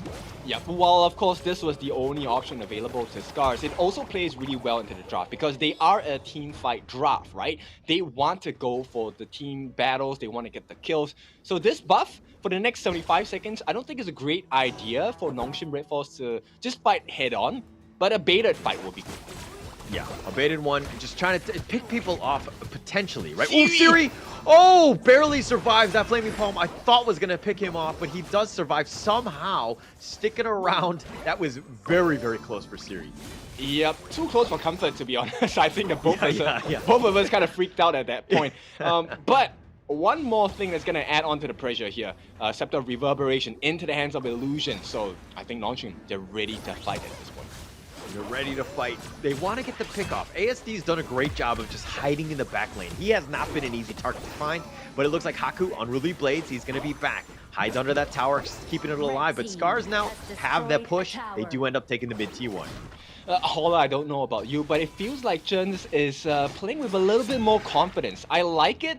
Yes, we will go into a pause, so that gives me a little bit more time. But Jens, I think, in the last 2 to 3 minutes, his positioning has been on point. Yeah, he's been on point. He's been good. I mean, he needs to really step up this game, right? I think that he died a couple times, a little, not to say carelessly, but, you know, unfortunately for him, he did get caught out in some of the earlier games, and that was in the first series going up against Fearless Esports. But this is one where he's playing a little bit more, you know, a little bit more cautiously. He's staying in the back. He's trying to get as much farm as possible because, again, they really need his damage in that mid to late game. Oh yeah, for sure. But so far, I'm pretty impressed, right? They have been playing from behind, but suddenly if you take a look at the way that they've been playing in the past 2 to 3 minutes, it feels like they aren't playing from behind, right? I think they kind of see a window of opportunity on how to take the team fights against Nongshim RedForce, and they might be trying to force that weakness or force a mistake coming out from Nongshim RedForce. Yeah, yeah. It's one of those things where, like, you know, net worth be damned. I don't care. You know, I think that, you know, our level point, we have enough to do some damage. We have decent team fight. This is our time to kind of take the fight to the enemy team right now. And I think SCARZ are taking advantage of that. They're trying to force it out. They're trying to put Nongshim on the defensive, who have been, I would say, largely the aggressors throughout this game. Oh yeah, for sure. Now we will head back into the game itself. And if we take a look at the state of the map itself, it's definitely more blue, right? There's so many turrets taken away from the side of SCARZ that I think it's going to take a huge team fight, one ace probably, to kind of reset things in their favor. Yeah, it's one thing to take that, you know, to get that ace, to start that team fight. But again, the bottom T3, they need, I mean, it's been taken out, right? So it will constantly push. They need to deal with that. So any sort of affront, any sort of aggressive play that they have, they need to ensure that they fix the lanes before they do it. It looks like Rilver is going to be that guy pushing it out. Now you have a 4 versus 5 elsewhere. Nongshim may be looking to start things off. Yep, it's a battle of the farm lanes. Both farm laners are 6 slotted at this point. Oh, the Unruly Blade keeping him alive. Haku takes a little bit of damage on that return, but it looks like they want to go for this one. SCARZ going in for this one. The Dream Realm is going to try to chase after Siri. He wants to go. He's about half life. Does need to be a little bit careful. And it looks like they want to go with this. The Enlightenment doing some damage as well, but the nice wind slash, the Unruly Blades back to safety. They're playing a little bit, you know, more on the defensive side. Who gets caught out? They're starting to do a little bit of damage. The second wind slash does miss. Arashi's still up in front, half life. Man, he's very tanky. Oh yeah, this is them just feeling each other out. Illusion. Every chosen that's missed is unfortunate because it gives away his position, and at the same time, this gives you know, SCARZ a little bit more sustainability because they understand now, hey, we can actually take this fight. Yeah, but Arashi and Ochik are really not the targets that you want for the Kachusins. Dream You know, I mean, they're the tankier of the two, but it looks like the Overlord's going to be taken. Haku's going to smite that one and secures it. The Unruly Blade, he's going to do some damage, and they go in for this one. Arashi, he's going to finally be killed. They finally found him, but Siri's been killed, and he's going to be back on the list. And it looks like they want to go for more. They got Rilver as well. That's a 2-0 thus far, and now they're a 2-1. Illusion is down. This is the best gameplay from the side of Nongshim, right? Faye stopping the Dream Roam with the Cannon Blast, and of course with Illusion, he's there now, but he got that Real Engine 3-man knockup on the backlines that just caused chaos. caused a lot of chaos. And speaking of chaos, this Blade Storm all the way up in front, zoning. Haku still up in front. They're looking to push that top lane. Oh, but the Flaming Palm. Oh, Zhen's is starting to do some damage. He has a ton of it right now. Yep, if you can't take the heat, get out of the kitchen. They will not be able to break any more tier 3s on the side. They do get the one on the top, but, you know, SCARZ, they still survive. Somehow survive, right? They need to slow the game down at some point. You know, it's one of those things where at what point do they have enough farm to really start winning these team fights? SCARZ right now on the back foot has one single T3 mid standing. That's like all she wrote in terms of defense, but now this Tyrant fight is going to be pretty huge. Okay, so whatever advantage you have acquired for yourselves on the side of Nongshim, it's probably going to be negated if they get the next Tempest, which is going to appear in the next 50 seconds or so. Right now, SCARZ, main focus is let's get the Tyrant. Yeah, looks like over the steal! Oh, Faye! Oh, he somehow gets it with a Cannon Blast, picks it off, and Faye with a flex. Oh, all that work by SCARZ. Now they're on the run. They're trying to just stay alive.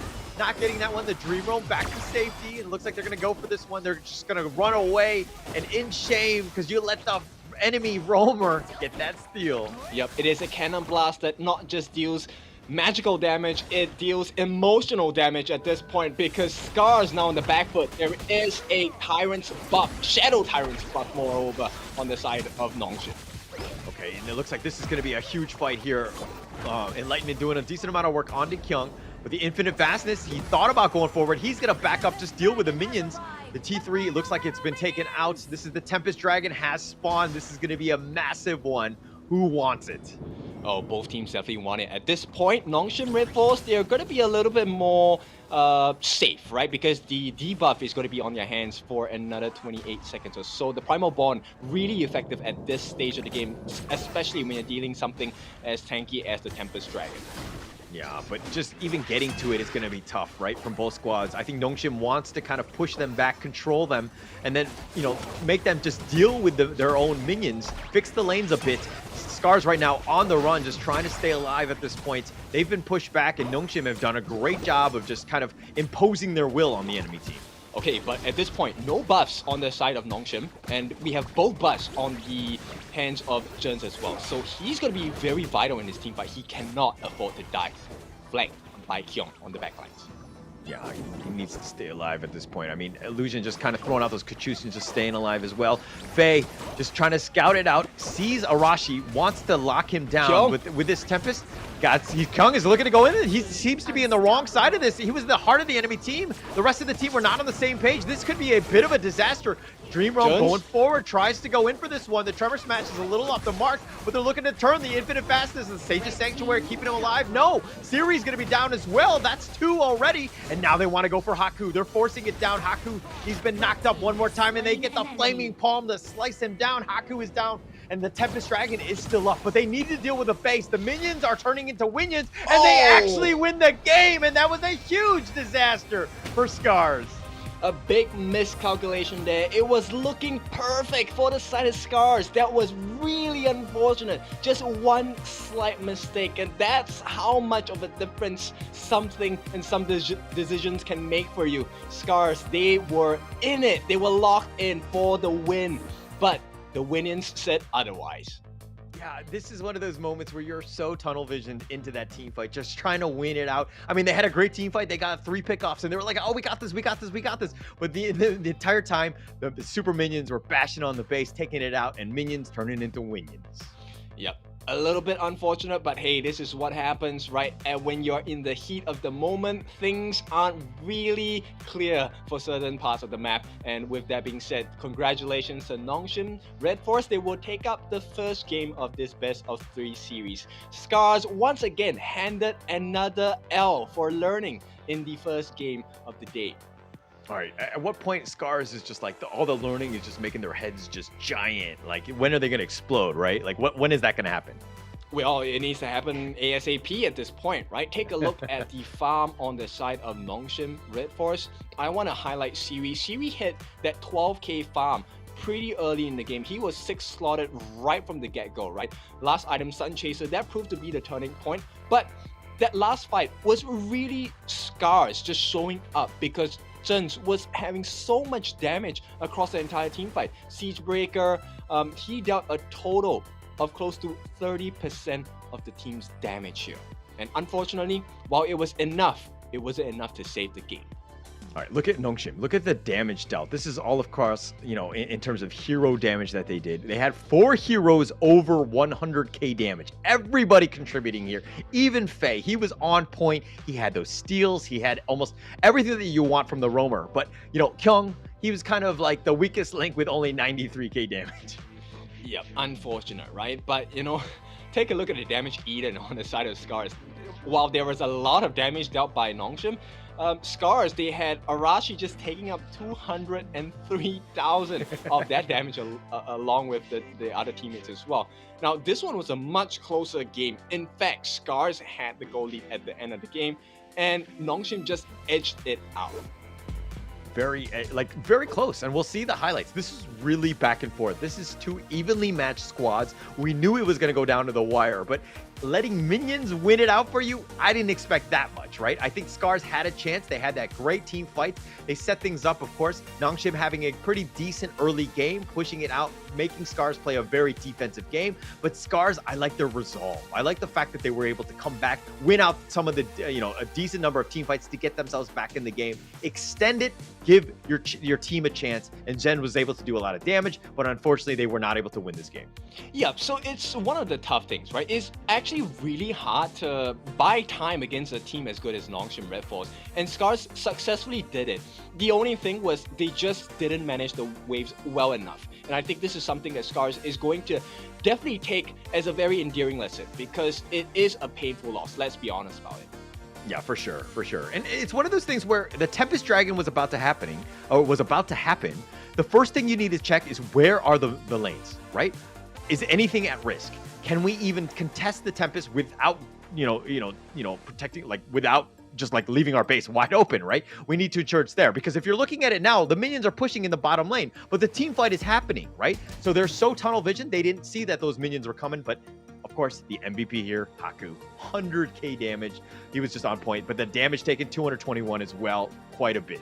Yeah, no doubt about it, right? The way that Haku set up the team fights for Nongshim RedForce was one of the winning markers for the game itself. He was the main cornerstone, if not the only cornerstone of the team, because everything played off of Haku, right? Haku was the one responsible for jumping in. Haku was the one responsible for soaking in the damage, allowing the rest of the teammates to really capitalize on the fact that they were so focused on trying to burst down Haku that it allowed so many situations like Faye coming with the cannon blast, Mai, Illusion coming with the Ryu engine, knock up on that 3 members on the side of SCARZ, which really turned the huge team fight, got them the buff, got them the neutral objective, and put them in a state of the game at this point. But once again, this is just the first game. It is not over just yet, so we'll be going for a short break. When we're back, let's see SCARZ once again. Can they learn from their past mistakes and put one over Nongshim RedForce? We'll see you later.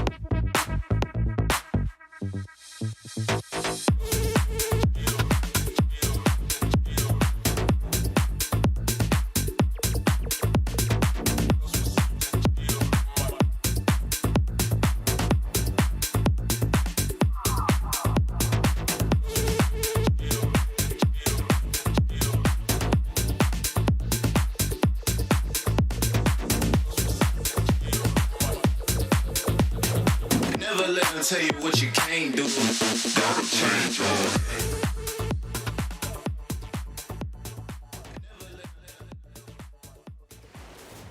Nongshim RedForce let their minions actually get the victory on that one. That seemed like an interesting one. That sixth player, so to speak, of those minions just pulling out the win. SCARZ unfortunately drop another game here. Yep, this is not the situation they want to be in, and this is going to place the fate of the team in the hands of the other teams as well. So let's see, right? SCARZ, they need to recover, they need to get a win on the board, they need to put some points as well. So second game of the day, I think SCARZ have kind of figured out the winning formula, right? They like to play for the late game, and if you give them the farm, they will be able to hit the strikes that they're looking forward to. But Nongshim RedForce, not the easiest of opponents as well. They are pretty strong in their own rights. Yeah, pretty strong, and I think they're making some pretty good game decisions, right? Understanding when to push, when to, even take that Tempest Dragon at the very end. They were like, okay, we clear out the wave one last time, and then we do take out the Tempest Dragon. Because, again, it's one of those things where if SCARZ is seeing everything, checking out the map, and seeing where the attacks are coming from, then they know to attack. Unfortunately, they weren't able to see that. All they saw was the Tempest Dragon and that team fight, and they ended up losing because of that. Yep, and this is one of the difficulties of late game, right? Because everyone now is a potential problem. Everyone has farm, everyone has itemization. So you can't just ignore a singular member from the opponent's side. Now, let's go straight into the fate of reality here. It is going to be Musashi and Da Qiao being banned out by SCARZ. Nongshim going to follow up with the Elaine and the Dolia. Okay, Elaine, what do you think about this as a first phase ban? I think it's an important one, right? I feel like maybe they feel that Rilva is enabled by the Elaine pick. Yeah, because, not banning the Ogryn here might come back to bite them, right? In the sense that, it's one of those things where the Dolia ban, fine, I like it. That's a great first phase, but taking the Elaine over the Ogryn in terms of a first ban, that seems a little suspect considering the power level that Ogryn is usually at. Well, we've seen international and world-class teams deal with the Ogryn, right?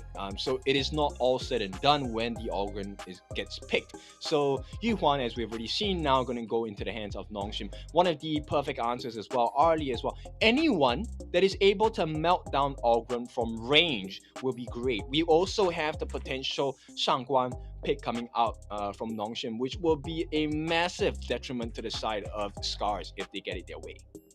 Okay, well, things that are going their way, SCARZ being able to pick Ogryn, Lung, and Moats, all very meta pick, very strong. This draft is looking to be very, very tough to deal with already.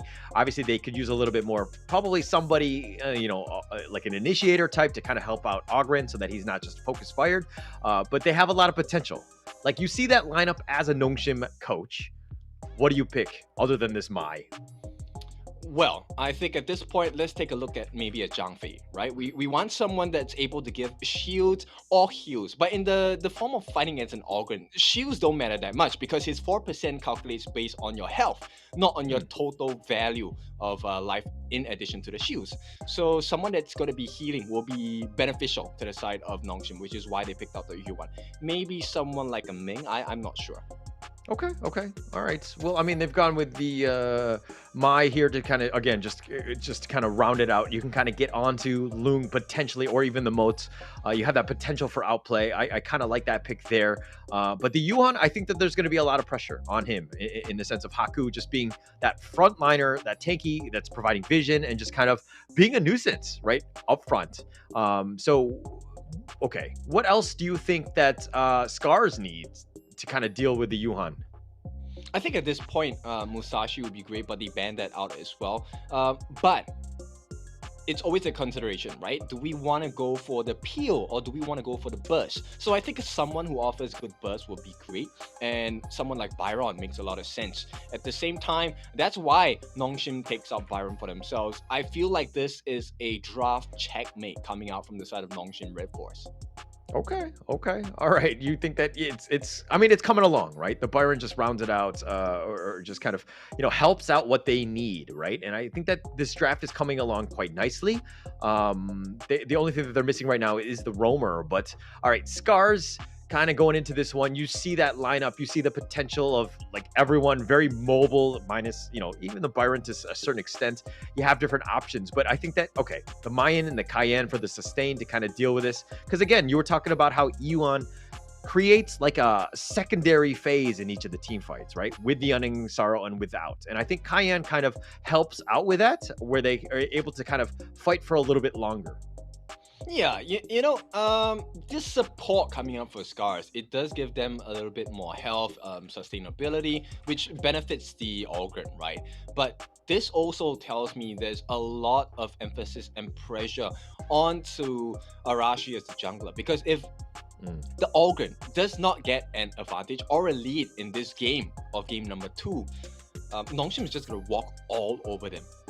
Yeah, there's going to be a lot of pressure on him to just kind of to really step up on this one. But Arashi, I think he's up for the call. I think that he's the right one. But okay, the Lian Po, you know, you've got the Tremor Smash that can hopefully just dictate and just stop some of the shenanigans that SCARZ is going to bring to the table. So Lian Po here just kind of rounding out that draft. Okay, going into this one, we see that Nongshim is up 1-0. Is this draft good enough for them to take the second game?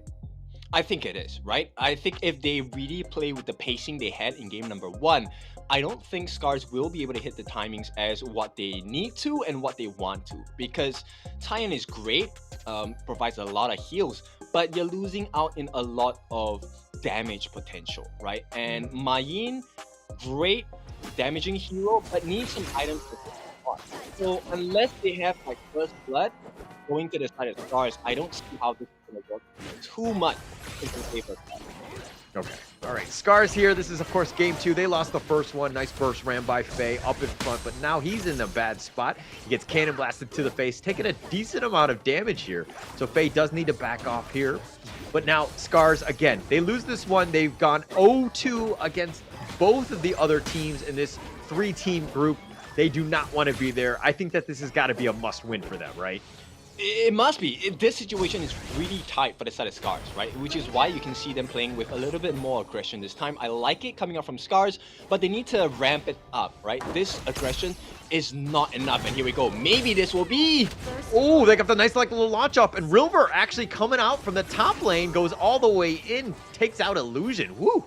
Yep, this is them checking all of the, taking all of the check boxes, right? They need this. So they need the first blood, they need to go for more invades, they need to make life a little bit more difficult. They need to slow down every single aspect of Nongshim RedForce's farm. Yeah, need to slow it down. They need to take over, you know, and invade as much as possible. I think SCARZ was not able to do that. I think Nongshim were, you know, again, the aggressors in the last game, where they were able to kind of just invade the enemy jungle and contest as much as possible. But SCARZ need to have a much better early game. Oh yeah, for sure. You can definitely tell the aggression here. It's going to be a couple of pokes, right? But Rilver this time just going straight for the Meteor. But on the flip side, Kyung understands that, hey, they are going to be more aggressive. Let me be a little bit more defensive. He gets a Nettle Gauntlet as the first item. Okay, all right. I think it's going to start things off strong here. Nongshim here just, again, invading with Haku. Rilver, all he can do is really watch at this point. Not really much you can do against 1 versus 2. But okay, Arashi, you talk about the fact that Ogren needs to get as much farm as possible. It looks like he's even stealing the mid lane farm from ASD. Is this the right decision? At this point, based on what's happening in the map, yes, because there's nothing else in the jungle camps on the side of Nongshim RedForce. So he needs to be consistently on par. He needs to make sure that at every single moment when the opportunity opens up, he needs to be farming some sort of camp, be it his, big Nongshim's, it doesn't matter. He needs to match up because Haku will be very fast. Yeah, will definitely be very fast. And Arashi just, again, it looks like they're funneling as much as possible. Like, Arashi's taking all the mid lane as well as the jungle. They know their win condition, which is going to be around Arashi. He's the highest thus far with 2K. So, again, I think SCARZ have done a great job understanding priorities at this point. Yeah, until he gets his hands on both the Blazing Cape along with the Eye of the Phoenix, he's not going to be able to open up the map in the team fights for SCARZ. So, Arashi, everything needs to funnel, needs to go into his pocket, right? It's fine if it's delayed, hang on, one-on-one in the mid. Yeah, just to think inside the box, just to kind of, I think he was just flexing at this point. Illusion's like, haha, you can't go anywhere. Just, that was pretty much it. There was really no threat of a kill in that case. Yeah, but Arashi here, again, just farming level 7 Haku. Keep it on pace, though. Yeah, we'll really see, right? Arashi's gold is super important for SCARZ in this particular map. Jens, yes, he's the farm lane. He needs the farm based on the farm's lane name, but he can take a backseat for the moment because with Arashi unable to tank, that will be the detriment to the fights for SCARZ. Yeah, for sure. And look at Kyung just cutting the creeps there, dealing with it. And so that River, yeah, not really much. He has to just kind of solo that. But Kyung now making a move to the mid lane. They're doing some damage. They got the nice little knockup. The Conductor of Souls was not enough, and Arashi goes down. That's 5 members on the side of Nongshim in the first 4 minutes of the game. Perfect timing for them because now they get the Tyrant for free and they get the kill on Arashi. So they stop the farm, they get that explosive growth on their ends, they have the Tyrant's buff as well for the next 80 seconds. Everything working well for Nongshim. Yeah, and it all kind of starts with, again, the minor details. It's like, Kyung, why did he split, why did he cut the creeps in that top lane, right? He cut it out, made sure that River had to stick around because he has to tank the top, minion waves that are coming. Kyung was able to rotate, and with that rotation, they were able to get that kill. And then it compounded into the Tyrant. So small things that just really add up to a much larger equation, so to speak. Yeah, at this point, ASD, I'm not really a big fan of his itemization. He does get the Holy Grail. He's going to have 20% cooldown, mana regen as well, but he's not going to be very defensive, right? And means his growth is going to be cycled for quite a long while. He's not survivable at all. Yeah, he's gonna. I mean, it's all in or all about the damage at this point. Just trying to do it that way, just with the burst. Hopefully, just looking on his positioning and not really, take too much damage. But SCARZ, okay, this is a little bit of a wash in terms of net worth. It looks like they want to go. The Conductor of Souls, Kyung, uses the force field suppression, just trying to stay alive. He's going to let the Overlord do some damage with the flash over the wall, and Kyung stays alive. Big outplay there. So Arashi is trying to look for more, going to use the powerful passing as well. At this point, it really is damage limitation because Nongshim, yes, the gold lead is not in their favor just yet, but the game is. Let's be honest about it. Yeah, it's definitely, you're kind of starting to feel it. Arashi hasn't, I mean, yeah, they've been prioritizing, but he's not even the tops on his own team right now. So there's a little bit of wasted time or whatnot. He's trying to skirmish here, but he's not getting any conversions with any kills to kind of help him along. Yeah, EXP definitely going into the equilibrium at this point, and look at the damage they're able to do, right? Arashi, every time he's delayed for the Blazing Cape as well as the Eye of Phoenix is not good for the team. Oh, River taking a lot of damage. He uses the Healing Dew, but Kyung is going to take that top T1, and with the help of Haku, just also waiting in the wings with Illusion, there's really nothing River can do, and they lose the top T1 tower. Yep, now the momentum is definitely in their favor. Arashi caught in between 3 and 4. Yeah, and Ochik on the run. Oh, nice slam up. That was the Tremor Smash that they wanted, but where's the follow-up damage? The infinite fastness. Is he going to go aggressive? He's looking to turn this, and he does. And it looks like he wants to go for Illusion. He's trying to force this one out, but he's going to back off, realizing that the rest of the team has disengaged. Very beautiful play from the side of Nongshim there. They understood what the risk was. They baited him for a little bit, and, for a moment, Arashi was life-stealing like crazy. And Nongshim recognized that. They said, let's not take the fight. Yeah, not really worth it. Smart disengage there, not giving up anything. And again, this is a bit of a coin flip still. It's like no real strength or nobody's really in control of this game as of yet. It's still just about the farm and the next big item. Which item do you think is that tipping point for the, either of these teams to be like, hey, I got this, now let's go? I was actually thinking of the Eye of the Phoenix, but Arashi goes for the Ominous Premonition instead, which is kind of interesting to me. I think he feels like Siri is the main problem he needs to deal with at this point. Okay, all right. It looks like, we'll see exactly what items they do get, but, again, SCARZ pushing out that mid lane, just trying to force this out, defending their towers. Okay, but here's the teleport play by Kyung into the bottom lane. Looks like they want to go for Arashi, or they thought about it, especially with that rotation. Haku eats a Cannon Blast. It looks like SCARZ is going to back off here, hopefully take their own Crimson at this point. Yeah, they have to. At this point, Illusion actually gets the Insatiable Tomb, so it's a perfect situation going up against the Allgrim, right? At the same time, because of the heals, they might need a little bit more sustain, or they will be playing to the strength of Arashi. Yeah, you don't want to do that. I mean, he's still level 11. He hasn't really kind of taking a huge lead, so to speak, but Arashi, you know, just pushing ahead. This Tyrant is going to be massive. Illusion is going to be joining as well. He's making a rotation. The Unending Sorrow used once. That's going to be phase 2 of this team fight. How do they continue? The Tyrant is still up in there, and it looks like Rilber's going in for this one. He tries to get in, but Rilber's going to be the first to fall, and it looks like the Infinite Fastest on the sideline. He wants to go aggressive. He's going to go in. Nice 2-man knockoff. Illusion, he dashes away to safety. Everybody's so low. Arashi, we're using that path of passing to get away. Cayenne is going to be killed. Ochik, that is. Jens is going to be killed as well. And Kyung is chasing after him. Conductor of Souls or not, it doesn't really matter. He's going to get 4 for nothing. Yep, and this is where the range comes into play, right? So Nongshim just overstepping the boundaries, and for good reason as well. SCARZ just don't have the damage, they don't have the survivability as well. And now everything on the map is for Nongshim's taking. Yeah, they're taking everything. They just won that huge team fight, converting it into the Tyrants, and it's looking to be the mid T1 as well. SCARZ right now on the back foot yet again, down 3K. And really, this is the Arashi show. They need to figure something out, how to get him more involved, more farm, some way to do it, but he's falling behind Haku. Yep, and this is why I say, you know, Nongshim RedForce is really smart, right? They're a really strong team, not just in the execution, but the ban picks. They have identified what the win condition is. So it doesn't matter, sure, you have the Ogryn, we just overturn it by having so much control, so much range, so much damage.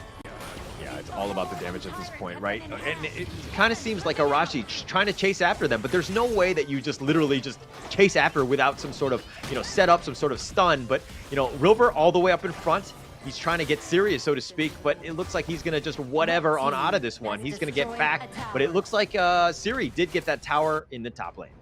Yep, so it's everything in benefit to Nongshim, right? Because one of the things that is bound to happen when you play a tie-in, Ochik, he needs to be in the team, he needs to be close, and this opens up so many opportunities for Faye to land that perfect Tremor Smash, right? And with the control, Kyung just follows it up. The synergy is just insane coming in from Nongshim RedForce. Yeah, they have a lot of synergy, and they're playing well together. It's one thing to have the right heroes, but to do it well coordinated, right? Arashi's still up in front, trying to deal with this, but Faye just scouting it out, realizing that there's really no threat at this point. Yeah, and until Nongshim RedForce, you know, unexpectedly makes the mistakes of really clumping up, it's hard to find the value for Rilver in the team fights as well. Oh, the burst ram forward. He's going to go for the Trevor Smash, connecting onto 2. They want to go for this fight. They actually dive it. They take the bottom T2 and they continue on. Arashi taking so much damage. He's going to be killed. It goes the way of Siri, and they also got Ochik as well. So that's a 2 for nothing thus far. And it looks like they're pushing, but those minions are going to be cleared, and it looks like they're going to back off here. Yeah, what can they do on the side of SCARZ? They need so much more time, right? Oh, hang on! Oh, Jens! Oh, Siri with the outplay. He gets the damage and he gets on out of there, and Siri gets another pickoff. Yeah, and he did that without the Sun Chaser. Now with the Sun Chaser on hand, he's just essentially gonna be out of reach.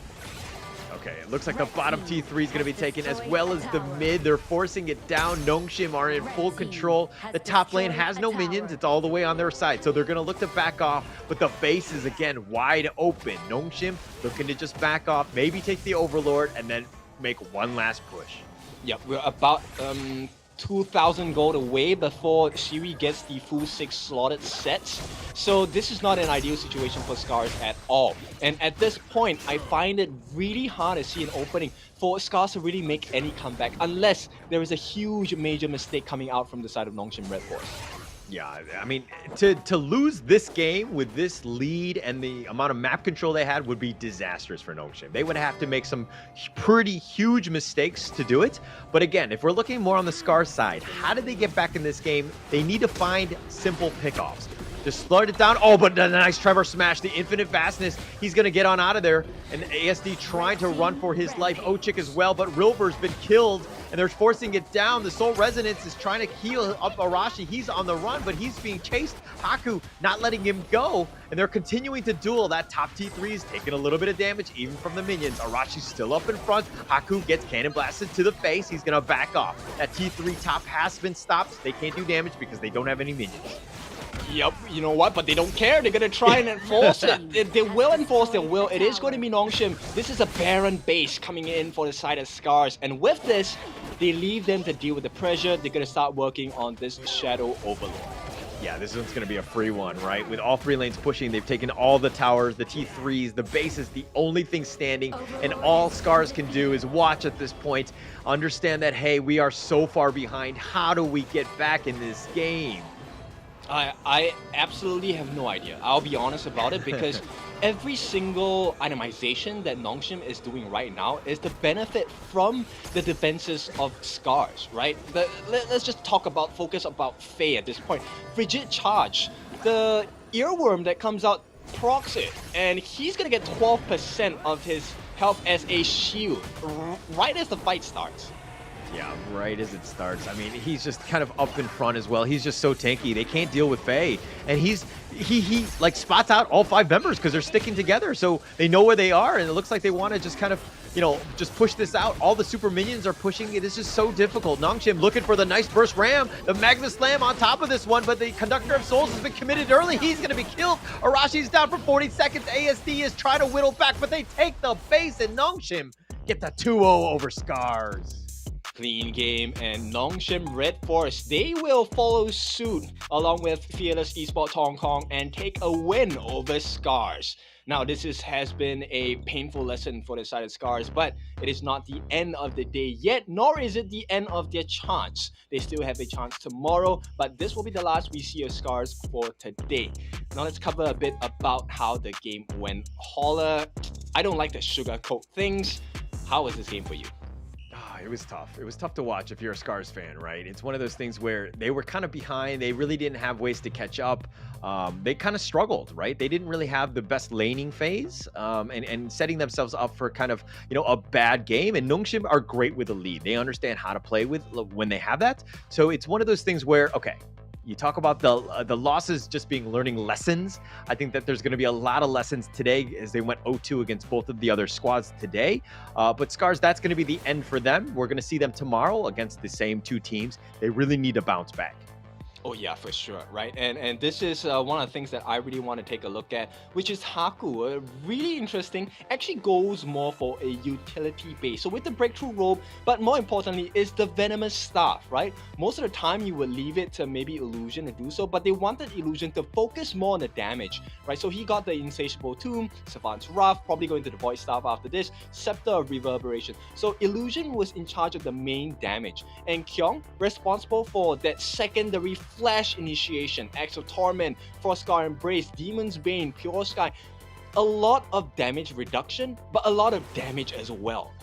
All right, okay. I wanted to say one thing on that last slide, but it was like Illusion was 0, 2, and 6. Net worth was about 8K, only second only to Faye, which is the roamer, right?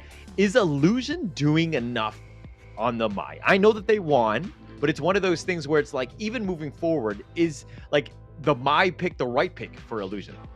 Oh yeah, it's definitely. At this point, right, Illusion, you can take him as a pawn on the chessboard, right? He absolutely is okay with dying because end of the day, a lot of the damage comes out from Siri, right? So as long as Siri stays alive, it doesn't matter who dies, right? The important members are for Haku and Siri to survive, and anyone else is really just the enabling factor for the side of Nongshim RedForce. And once Siri hits a strike, take a look at that goal lead, right?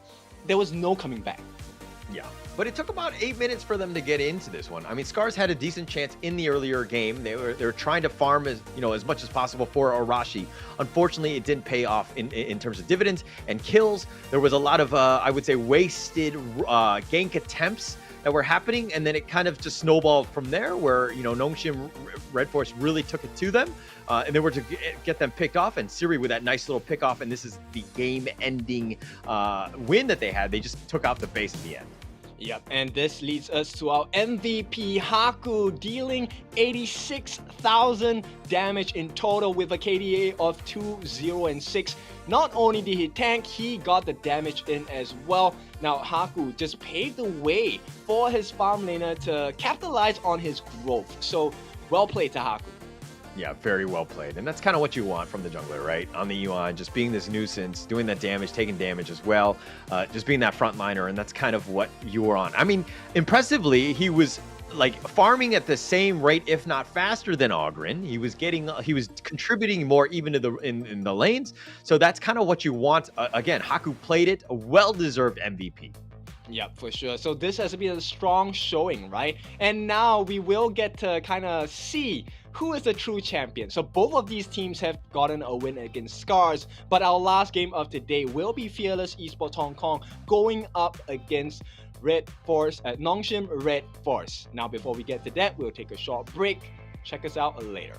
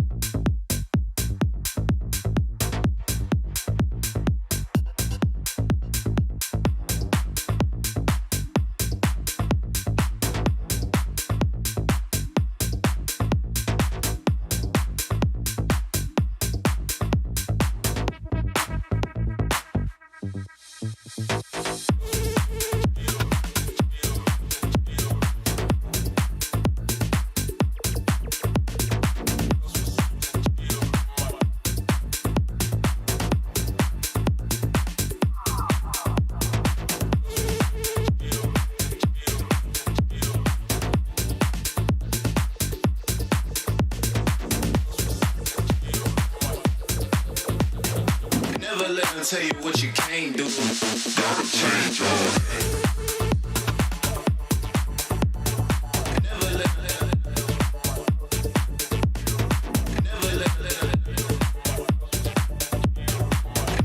them tell you what you can't do.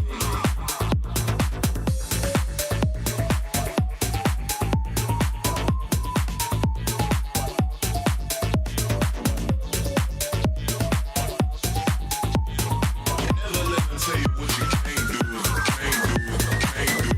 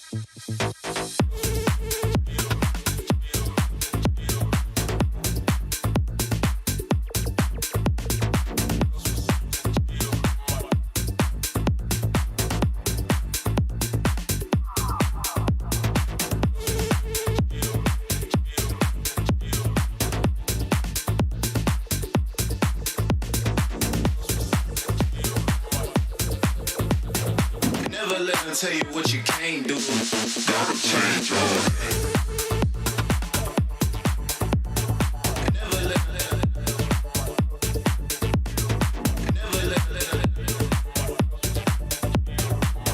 let them tell you what you can't do.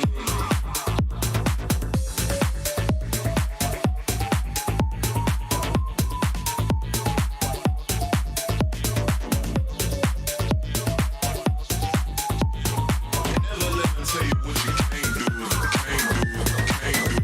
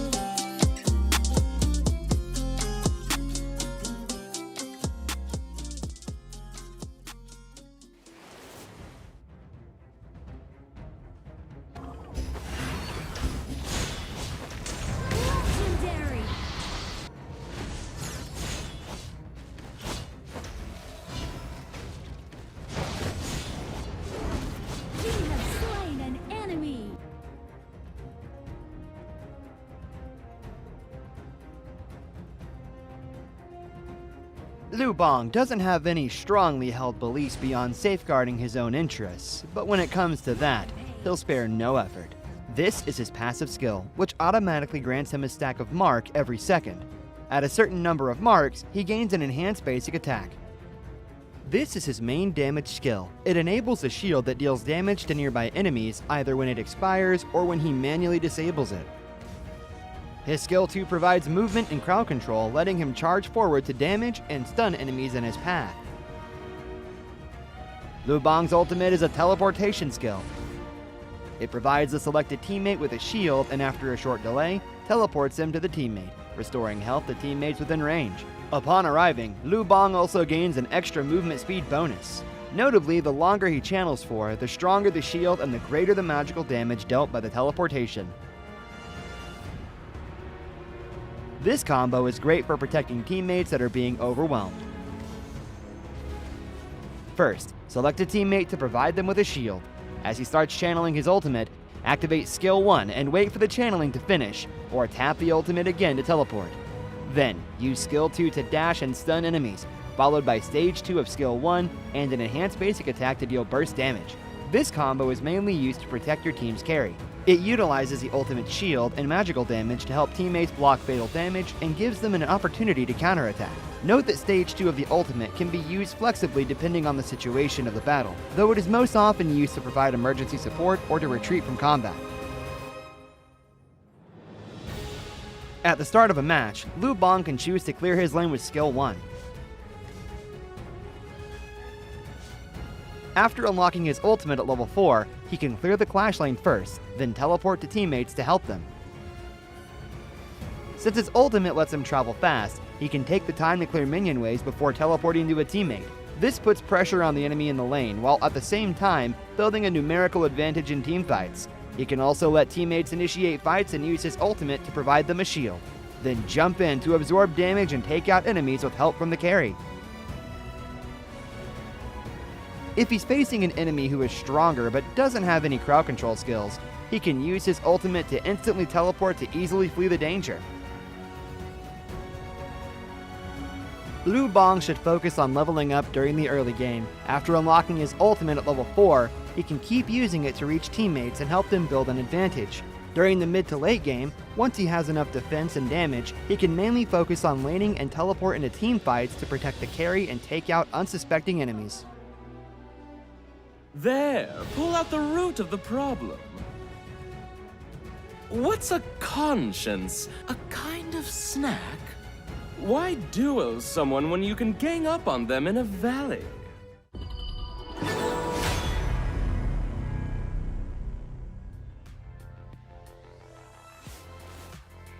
Welcome back. It is time for the last series of the day. It's going to be the Battle of the Giants here. Fearless Esports Hong Kong going up against our Korean counterparts, Nongshim RedForce. It is your favorite kind of tofu, Kindofu, and with me today is Holler. How you doing, man? Good. I'm excited about this one. This is, of course, going to be the last best of 3 for today, and both of these teams are undefeated. They both kind of bullied SCARZ a little bit in the sense of just getting 2-0s across the board, but now they're going to be going up against head-to-head, and this is going to be a super exciting game up ahead. Alright, so it will be 1 point apiece for RedForce as well as Fearless Esports, and of course, no points at all for SCARZ, so hopefully they will be putting themselves on the board tomorrow when they come back again. Yeah, for sure. And they're definitely going to need to come back. They're going to need to figure things out. Also, they might want to get some help from one of the other teams. Obviously, both of these squads are going to be, duking it out. One of them is going to come out 2-0 for the day, but it'll just kind of make things a little bit easier. But let's go into Fearless Esports Hong Kong. This is, of course, Xingling, Dao Dao, Fable, KK, Woodwind as their squad. This is the team that was, the Pacific Open Series champs. They're kind of starting to peak very, very well. They had a rough start of the day against SCARZ, but they really bounced back. They 2-0'd them, and now they're going into the third game against Nongshim RedForce here. Yeah, they kind of found their flow as the second game of the series came on board, right? So it's pretty clear that they are a force to be reckoned with. But right now, Nongshim RedForce as well, a team that's not too shabby. But how do they compare, right? Let's take a look at the 5 players representing Nongshim RedForce. We have Illusion in the mid, Haku in the jungle, Hyung in the Clash, Siri in the farm, and Faye in the support / roam as well. So pretty decent performance put forward by these 5 members. How will they do against Fearless Esports Hong Kong? Yeah, it's going to be super important for this game one for both of the teams to dictate the pace and how things are going to go, right? Nongshim RedForce right now, they come off the victory off of SCARZ. They're warmed up. They're good to go. Fearless Esports had taken a little bit of a break, of a breather in between. But they were able to kind of watch how Nongshim RedForce were being able to play and what they tend to do. And it looks like the draft is underway, and Nongshim have picked up the Arlie, Ogren, and of course the Byron here. Okay, so late game insurance, right, for the side of Nongshim RedForce. It is going to be in the form of the Arlie. Early game, they're looking for this Ogren and Byron to really hit their strides. But Fearless Esports Hong Kong, Zhang Fei and Yu Huan, very good early game heroes as well. And you know what? Lady Chen fits the bill too. Yeah, I mean, they across the board, very meta picks, highly contested on both ends. Getting the Ogren, though, I always give the edge to, just because I feel like the Ogren is completely way too strong, at least in my own ranked games, and I feel like it's a scary hero to be going up against. Obviously, FEHK have an answer for it, or else they would not have let it go through, even into that second pick for Nongshim here. Yeah, you know what? I think we're pretty familiar with how Dao Dao was performing in the earlier Pacific Split 2 qualifiers finals, right? So he was always on point with the Yu Huan, and I expect nothing lesser than that today as well. So it really is a race, right? Who is going to get the farm first? Who's going to have the levels faster than their counterparts? And looks like they want to deal with lesser stuns, lesser disruptions on the side of Fearless. So Mozi as well as the Yaria will be taken out of the picture. Yeah, and the Yaria there, people were like, hey, I mean, it complements so well with the Ogren. They wanted to ban that out. You don't want to let the Ogren get even stronger and more difficult to deal with the potential stuns as well. So it's a nice little ban for them, but it looks like Nongshim have gone straight up on against the farm laners, Ho Yi and the Lung, kind of limiting things a bit for FE at this point. Yeah, we have seen a couple of solutions offered by multiple teams coming in the form of the Direnzier, and it looks like it will be picked up. But I'll be honest about it, we haven't had the best responses of Direnzier picks across all of the different qualifiers. So I am a bit fearful for this Direnzier, even though it's played by KK. Yeah, and I think, it's for me, the D-Range, it hasn't really had too much success. Its win rate hasn't been the highest as well. It just really hasn't been able to shine, and I just think it's because some of the other farm laners are just outclassing it. Like the Arlie, the Lung, the Hou Yi even, all of them just kind of contribute a little bit more. D-Range has its potential. It does a decent amount of damage if you can get them going, but again, I feel like in terms of a farm laner, it's not exactly top tier.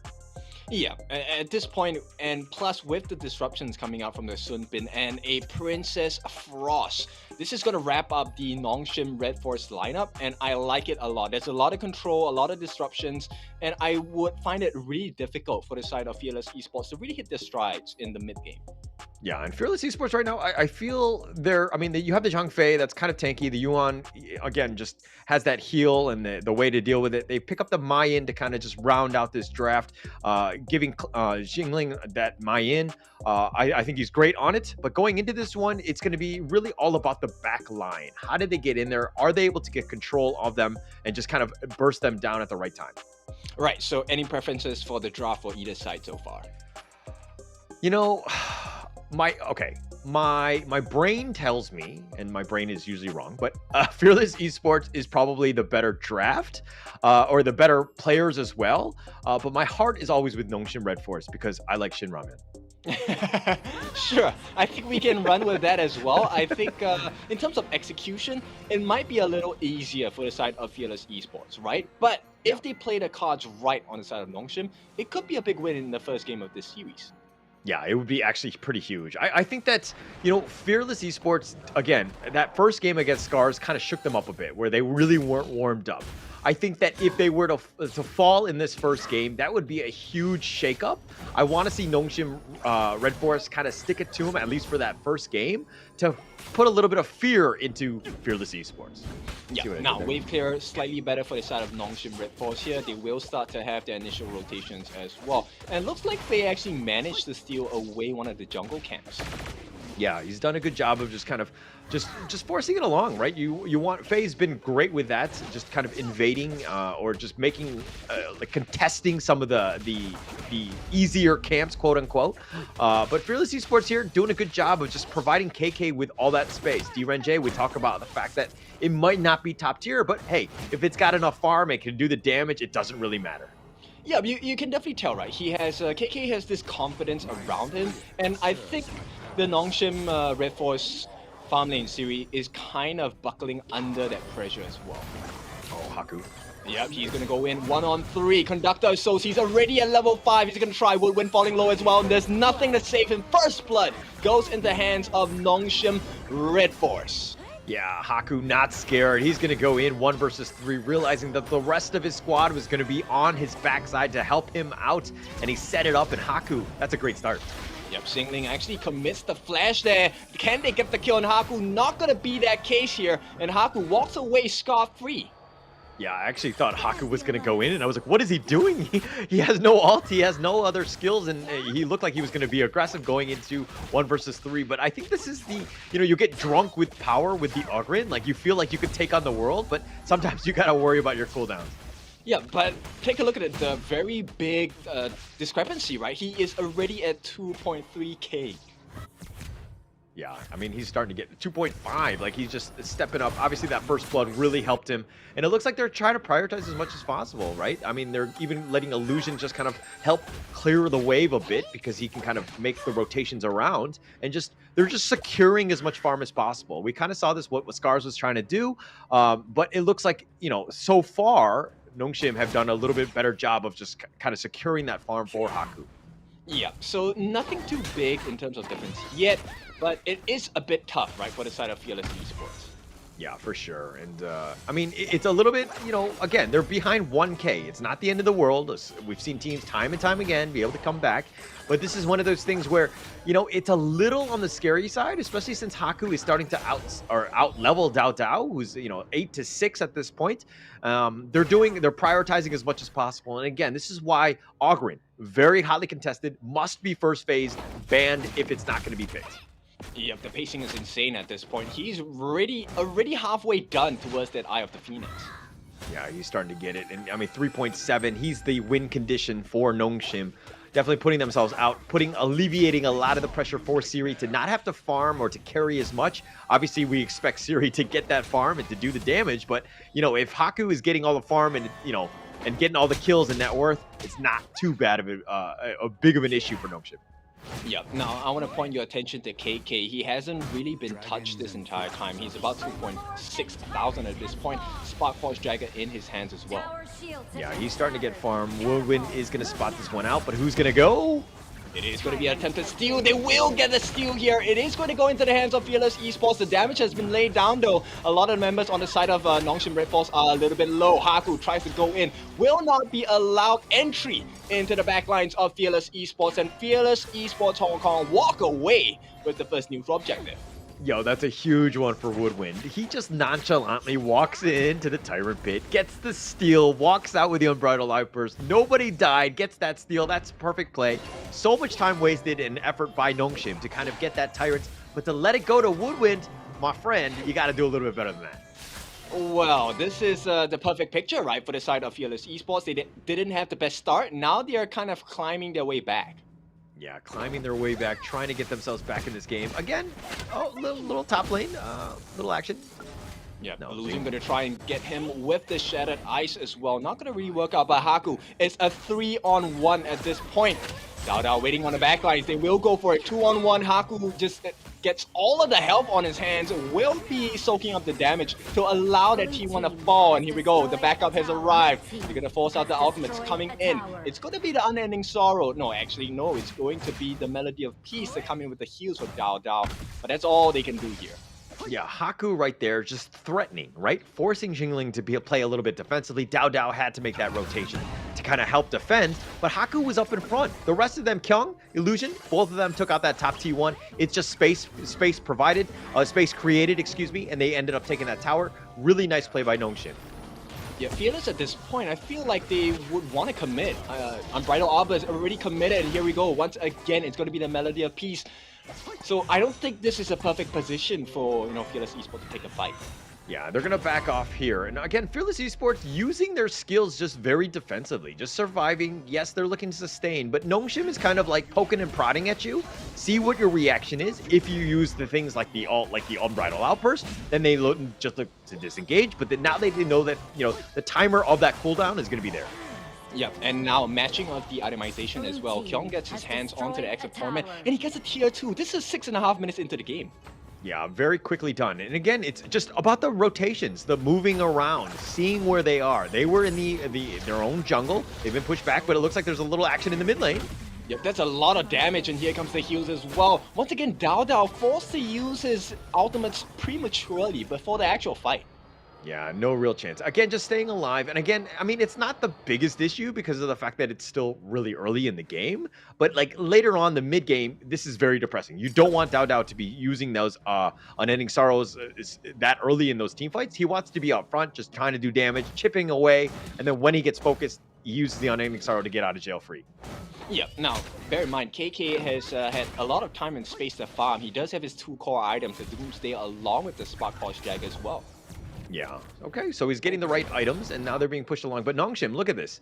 Sees that everybody's kind of invading their own jungle. They have no minions or whatever, but the commitment onto Kyung there. He is falling a bit low. Nobody's able to kill him just yet, but he's in the face of Fable. Will he get the kill? It is going to be Dao Dao. He sets the tone here. Gets the first kill. Will they look for more? They will look to back out instead. In the meantime, on the bot lane, they're also having a split push. Haku wants to buy more time. He's going in. 1v3. No other lifesteal to be had just yet. He is in a position caught in the middle of 4 at this point. Conductor of Souls gets the heals, the time flux making so much work. Where's the time left as well? Not going to be here. Haku just trying to sustain through the fight, and the damage has been done. Fearless Esports will get a kill, unfortunately. It is going to be, no, it's a death. So they drop 1, they lose a T2, and it's all about Nongshim.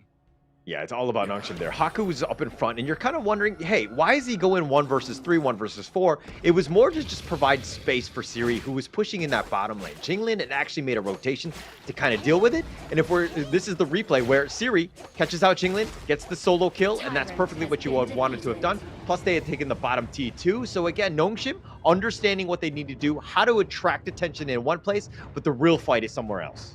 Yep, double whammy there. So he gets a level advantage from the kill on the Xingling. He gets a Tyrant buff as well, so that's going to increase the EXP. Dao Dao now looking for the opening for the fight. Woodwind gets caught out, does have access to his Unbridled Outburst at this point. Will he unleash the beast? Timelight's going to be dropped down as well. All the ultimates are falling. Haku falling low. Dao Dao looking for an opening onto Illusion. Will not be allowed, so here comes the Path of Passing as well. They're looking for an opening. No team is able to find the entry point, but once again, Nongshim RedForce opening up the map and pushing down, putting pressure onto the bot lane. Second phase of the fight. Will they look for the opening just here? It looks like they've disengaged. They don't want any more of this. Haku up in front, just providing attention. He had a nice Conductor of Souls. I think it hit 4, maybe 5 heroes at that point. He was up front. Kyung took some damage, and he pushed it along. But now in the bottom lane, Jingling getting gone on by Kyung. Yep, the support comes in. Kyung is now 1v2 as the rest of the team is going to try to make their way into the mid lane as well to get the punishment onto them. But Siri is falling low. 1-on-1. It is going to be a trade out farm lane for farm lane, but it's still a win at this point for the side of Fearless Hong Kong, because at this stage of the game, they have managed to recover some farm, but it looks like Nongshim RedForce, they want to force the issue. Top lane, once again, pressure all the way in. Yeah, KK actually just barely, they traded with each other, but killed Siri first. That's going to be a bit more XP going his way. He's still behind, so it's going to help him, but it's not the worst thing in the world to be in that situation. Kyung dying was a little unfortunate, being a little bit overextended. Yeah, hands on to Faye here. They will get the kill. Fearless Esports, they found the opening, but this time they might be getting punished. Haku drops the Conductor of Souls. Will not be able to find a target just yet. Dao Dao just trying to poke him down. And at this point, it's a bit concerning because Haku's not taking any damage at all. not taking too much, but he's being kited a bit, right? He's being slowed down. He can't get into the heart of Fearless Esports, and they've been pushing him away. They've kept him at arm's reach, so to speak. So we haven't seen Haku get too many kills. Yes, he's doing a decent amount of damage, but still, not having him in the heart of the enemy team is going to be much, much better. Haku takes the Overlord in the top. Yeah, so very two distinct thought processes at this point, right? So Nongshim RedForce playing the map a little bit more, which is why they went for the Overlord. And Fearless Esports Hong Kong, they want to look for the pickoffs. So this Tyrant buff is definitely going to help them, not just with the wave clear, but the additional damage as well. So the next few seconds, really critical for both teams. Critical. This is huge. I mean, look at net worth tied, literally tied. I mean, at this point, it was 3.2. Now there's a little bit of a jump, but it was one of those things where, like, wow, both of these teams really going at it. These are two heavyweights trading blow for blow, and I mean, it's 4-3 kills are negligible, but Nongshim trying to push out. At this point, I don't even know who has the map control. It will be decided in the next team fight, right? So if Nongshim wins this, you can be sure Fearless Esports base is going to be cracked open. And here we go. Haku is just looking for an entry point, right? But Dao Dao is all up in his face. They need to make sure they have the vision as well. Both of these teams. Oh, Haku going in. Yep, he will look for it. It is going to be just a poke at this point. They don't want to overcommit. The time bombs will be laid down. So it's really just peeling, right? Can we peel them long enough and hard enough so that we can really go for the fight? Yeah, pushing it along. But again, this is, you think, why are they doing this? Why are they kiting them along? What's going on? But, oh, Siri.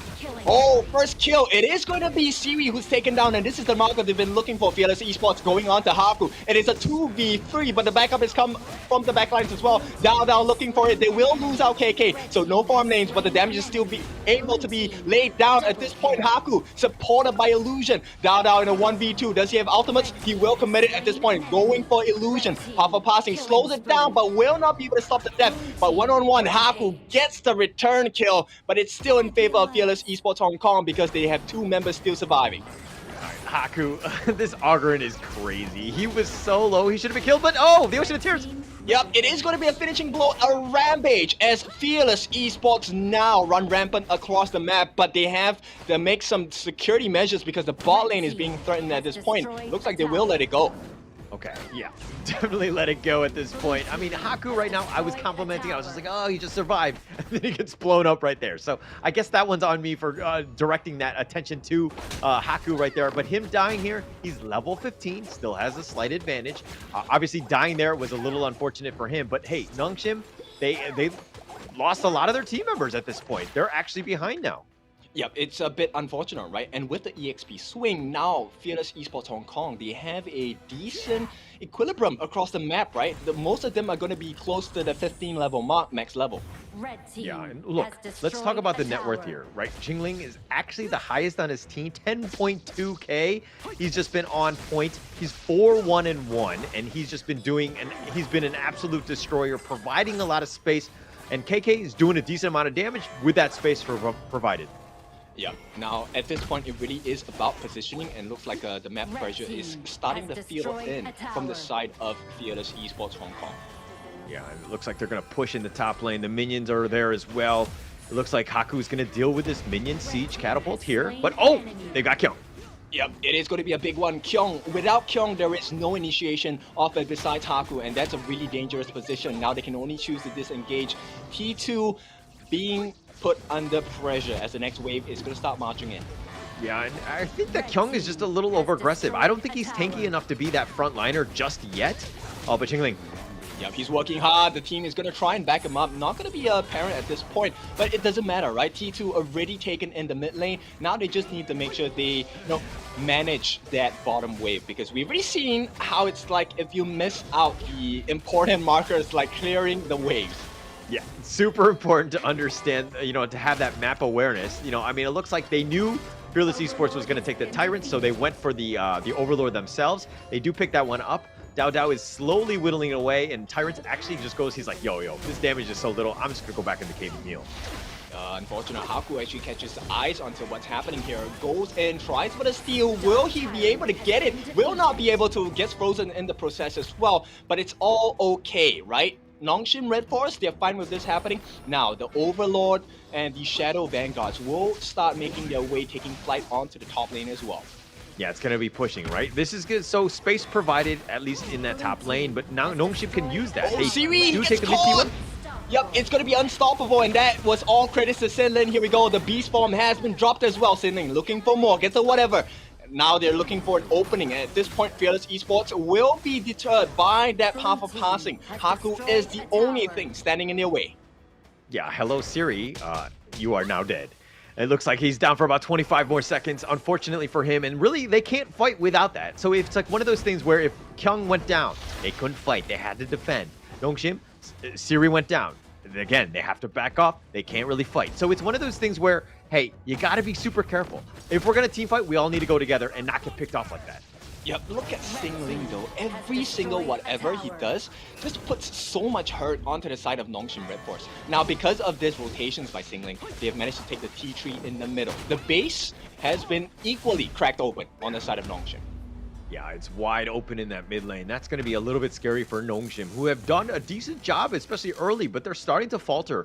I mean, they're down about 6K at this point. Fearless Esports are finding gaps, ways to just further expand that lead. The super minions are in the mid lane, and it looks like there's going to be a team fight in the bottom. Eyes on Xingling. It's all a poke from the rest of the roster, right? For the side of Fearless Esports. They get some hits in on Dao Dao, not gonna matter too much. And I like this, right? They actually abandoned the fight. So Xingling now in charge of just managing the waves. Yeah, so it comes back to that top lane, right? Fearless Esports, we're looking to make an affront on that bottom T3, but not able to do it because they actually have to back off. Xingling is actually going to deal with that top lane, has to fix the lanes. Again, you don't want to be Winyan again, so it looks like Kyung is going to back off, and he's going to be fine, though. Now, I like this risk-taking, though, by the side of Nongshim. They actually get the Azure Golem, so on the backlines, Haku may be able to find an opening. But actually gets spotted out by Xingling. Gets spotted out, but look at Siri continuing to push. push. Going to be dropped down as well. Illusion pops the Splendor. Time Flux is going to be used to save him for the time moment. But at this stage of the game, Fierce Esports, they open up a secondary lane. T3 on the top, exposed as well. Actually, I'm wondering if Siri could have potentially ended that. I think that he could have put a little bit more front, and then Nongshim just kind of baited more in that top lane. It was actually kind of close. I don't know if he had enough minions to actually push it out. Obviously, Siri doesn't have, I mean, it's a little bit more difficult just trying to solo the base yourself, but, you know, you put a little bit of pressure. Maybe somebody from Fearless Esports get on, he tries to recall and gets back out so that you have a numbers advantage, but Nongshim not able to take advantage of that, and it looks like they're back to a 5-on-5. Yep, I like the notion. Xingling once again catching out two. Oh my goodness, what a kick. It's going to be godlike. Xingling sets the stage. Can Fearless Esports finish the job here? Xingling going to take the fall as well. It's going to be a 1-for-1 shutdown on this. But on the back lines, Dao Dao is helping out the teammate. They're looking for Kyung. Now the Mega Tank is out. Where is Siri? Siri's dead as well. Now just left with Faye as well as Haku. The two against the world of Fearless Esports. And it looks like the KK is laying down the pain. Haku not long for this world. The heals come in. It is going to be Haku taken out, and now Faye, one man against the world. What can he do? Yeah, not much, especially when the other guy that was alive was Faye. He was just running for his life. I mean, he really had no chance. He was going to get bursted here, but it looks like they're going to be looking to close the game. Yep, they controlled it, but Fearless Esports ended, and they will take game number 1. Very well played there, right? Fearless Esports just really struck back, understanding that, hey, even if they're behind, they find ways to just claw back into these games. That was a really well-played game by Fearless Esports, understanding how to do so, and they, you know, how to deal with this Ogren. Yes, Haku was kind of strong, and he was trying to do as much damage as possible, but he wasn't getting kills, and that's the biggest difference with that play. Yep, I think there was not enough entry points coming in from the side of Nongshim RedForce, right? So every time you had the path of passing coming in from Haku, it looked like a great opening, but it's something very predictable. And I think going up against Fearless Esports, you need something more than just predictability. Yeah, and to be honest, I kind of feel like Sunbin, not the greatest hero for Faye. I didn't feel like there was a huge amount of impact that he had. I mean, he's 0-2 and 5 here at about 7,000, which is like, you know, half of what Haku had. Not the worst thing in the world against, you know, your own jungler, who's at the top of that. But I felt like there was a little bit of a less impact than Woodwin on the Zhang Fei, for instance. Yeah, and it's not helped out by the fact that, you know, KK was building full tank, right? He had the Doomsday Sparkforge Dagger and along with the Deep Frost Siege as well, and finishing it up with the Cuirass of Savagery. So he was not only able to tank, he was able to lay the pain down as well. Yeah, but look at that damage dealt by Haku. 158,000, the most across all of the players. That is, of course, only hero damage. Really played it off. But, like, look, let's talk a little bit about Siri. I think it was a little underwhelming. Yes, he was split pushing, but the damage dealt to actual heroes, kind of underwhelming with only 59k. Yeah, you know why? It's all due to Singling, right? This was a huge marker. Now, bear in mind, this gold lead, this 9,000 gold lead, looks great, but it wasn't the case for the entire game as well. Yeah, and let's check out some of the highlights of what we just saw. I mean, again, they were both kind of going at it back and forth. It was a closer game than I think the net worth shows in the very, very end. Fearless Esports understanding just how to farm. And look at this team fight. Haku all the way up in front. Everybody else dying around him. But he's continuing to fight. Gets KK. This is that huge fight. And then this is where, you know, they kind of turn it around. Haku does survive somehow. But Fearless Esports almost pick out everybody else. Kind of a tough situation for them.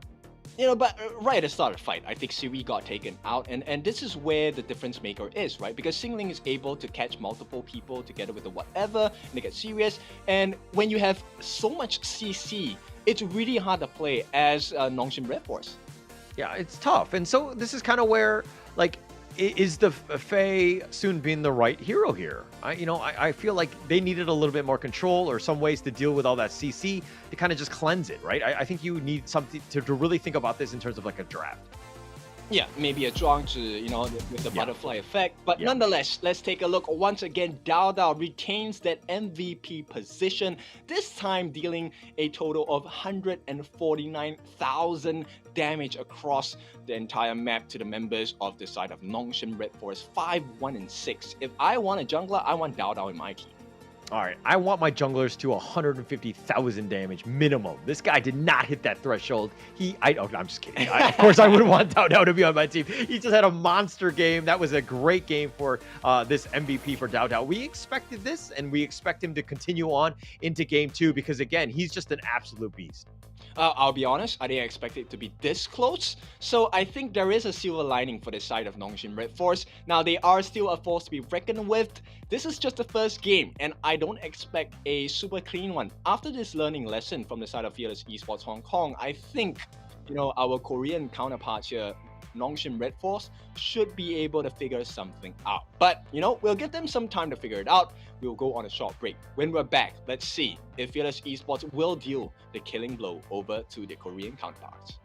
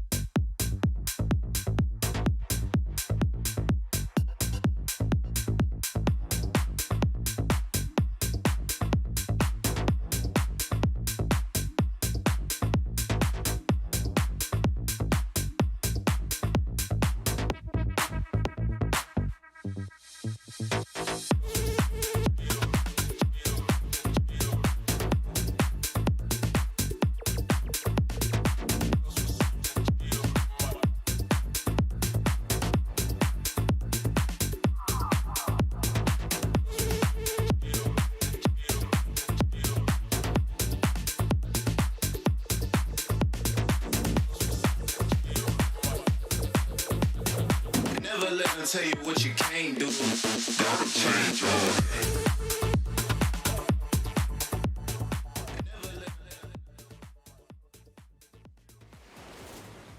Welcome back. It is time for the potential last game of the best of 3 series between Nongshim RedForce as well as Fearless Esports Hong Kong. Holler, what was Fearless Esports doing for you in game number 1?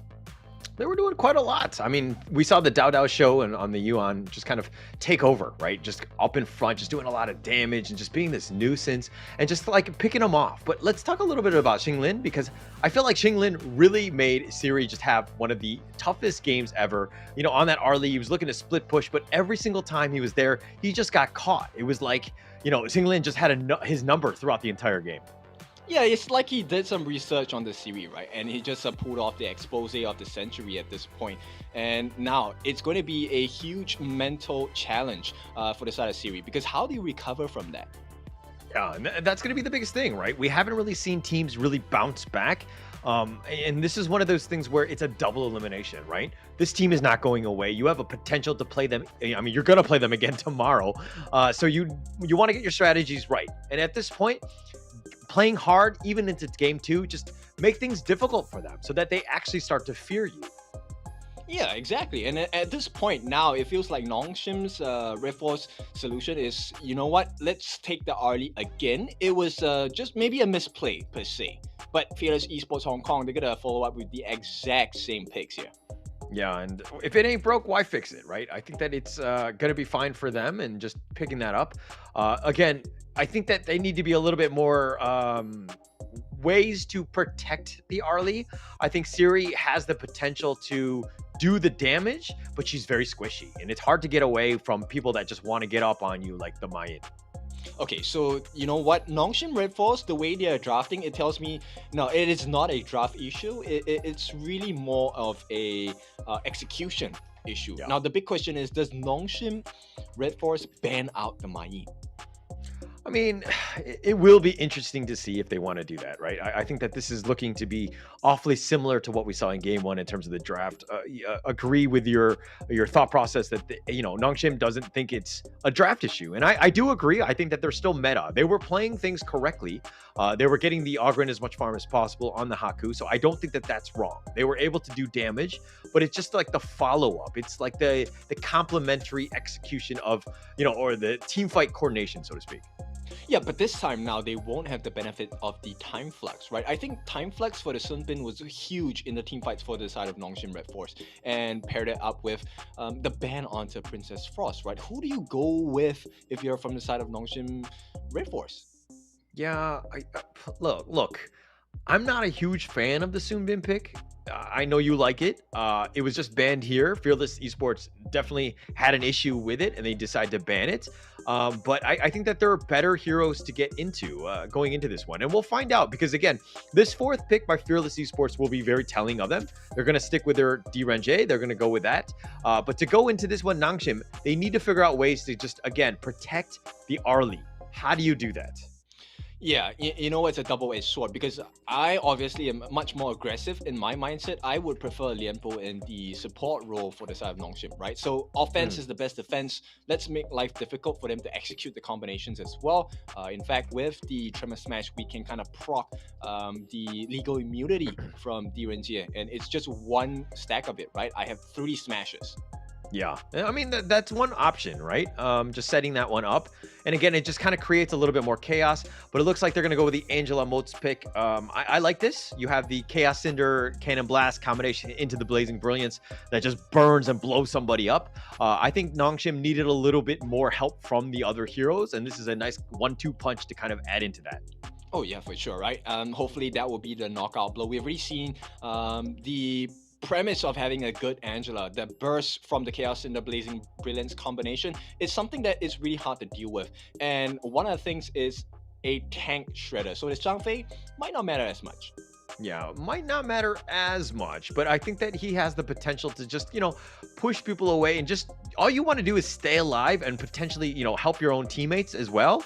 And so the Zhang Fei, again, very meta.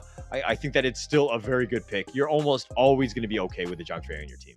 Yeah, for sure. And at this point, I like the lane pick. I think it looks like they want to mirror the aggression coming in from the side of Fearless Esports, right? So sure, you can have the dive coming in from the Zhang Fei.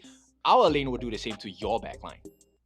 Yeah, and the Elaine is great. You know, just trying to jump onto the Angela of the Moats, the last 2 picks. So the Elaine makes a lot of sense. It has a lot of, you know, ways to just get on there and just be like a, you know, attract attention. You can Death at Sunset either aggressively or defensively, depending on what you need. So it has a lot of potential. So again, it kind of rounds out the draft. I like Fearless Esports draft on this one.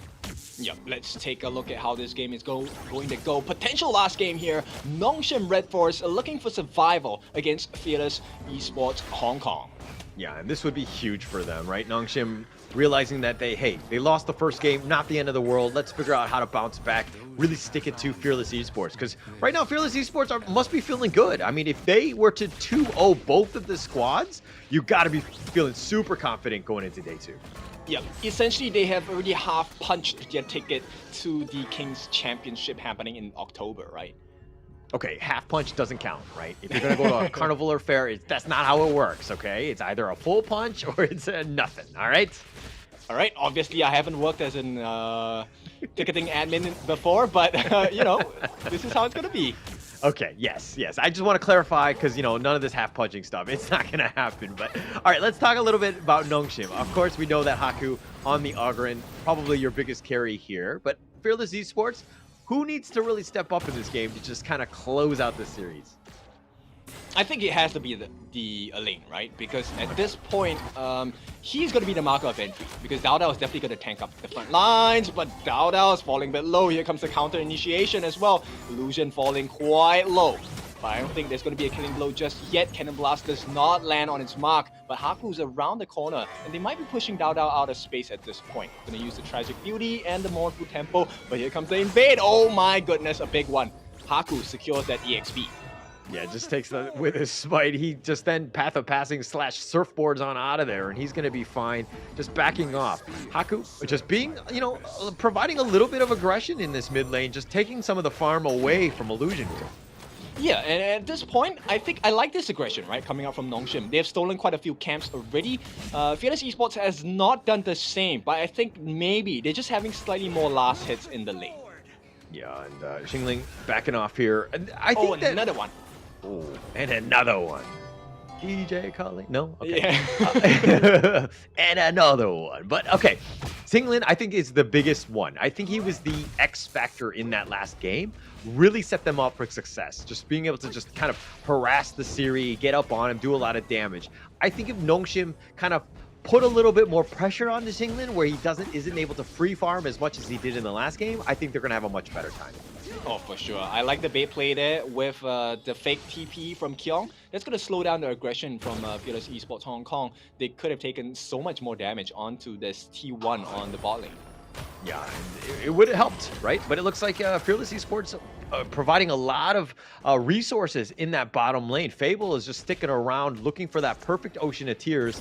Illusion is going to join. They're trying to go for the Cannon Blast, but in the top lane, yep, it's going to be a one-on-one as Xingling suffers at the hands of Kyong, but the real action's at the bot, and it looks like both teams, they don't want to overcommit. They know what's on the line here, right? Fearless Esports are on the cusp of a clean 2-0 and no blemishes on the record. Yeah, they don't want to give this one up. First Blood, they want to play things a little bit cautiously. I think that there's a lot of respect between these two teams.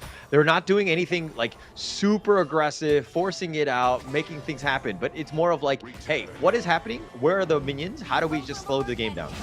Oh, nice knockup. Illusion gets caught in the middle of two. He's going to be the first blood of this fight. And this is not a perfect situation to be in for the side of Nongshim RedForce because the first objective of the game has spawned. This is going to be the Tyrant and Haku. He's going to try. Let's see if he gets the proper passing. Will not be able to get it. In fact, it is Woodwind who secures the first Tyrant of the game. Catch his eyes on a Siri here. Yeah, and I don't like that play by Illusion. And this is, oh, going in. Oh no, overcommitment, and once again, second kill. Fable, 2 kills on hand, and this is the perfect start of the game for the side of Fearless Esports Hong Kong. It was kind of actionless for the first 3-4 minutes, and right off the bat, Fearless Esports Hong Kong, they take the lead. Yeah, and oh, Unending Sorrow keeping him alive. But okay, when Illusion gave up First Blood, he was hiding in that bush. and he was gonna be hit from all sides. This is my problem with Angela and the fact that you're so immobile. What are you gonna do? Why are you in the one bush in the river? And then you have no get out of jail free card. You have no ways to just kind of keep yourself elusive. You're just stuck there. So it's like pretty much all or nothing. Yeah, you might get the Chaos Cinder Blazing Brilliance, but it's one of those things where when you're getting hit from all sides, the Blazing Brilliance isn't even that good.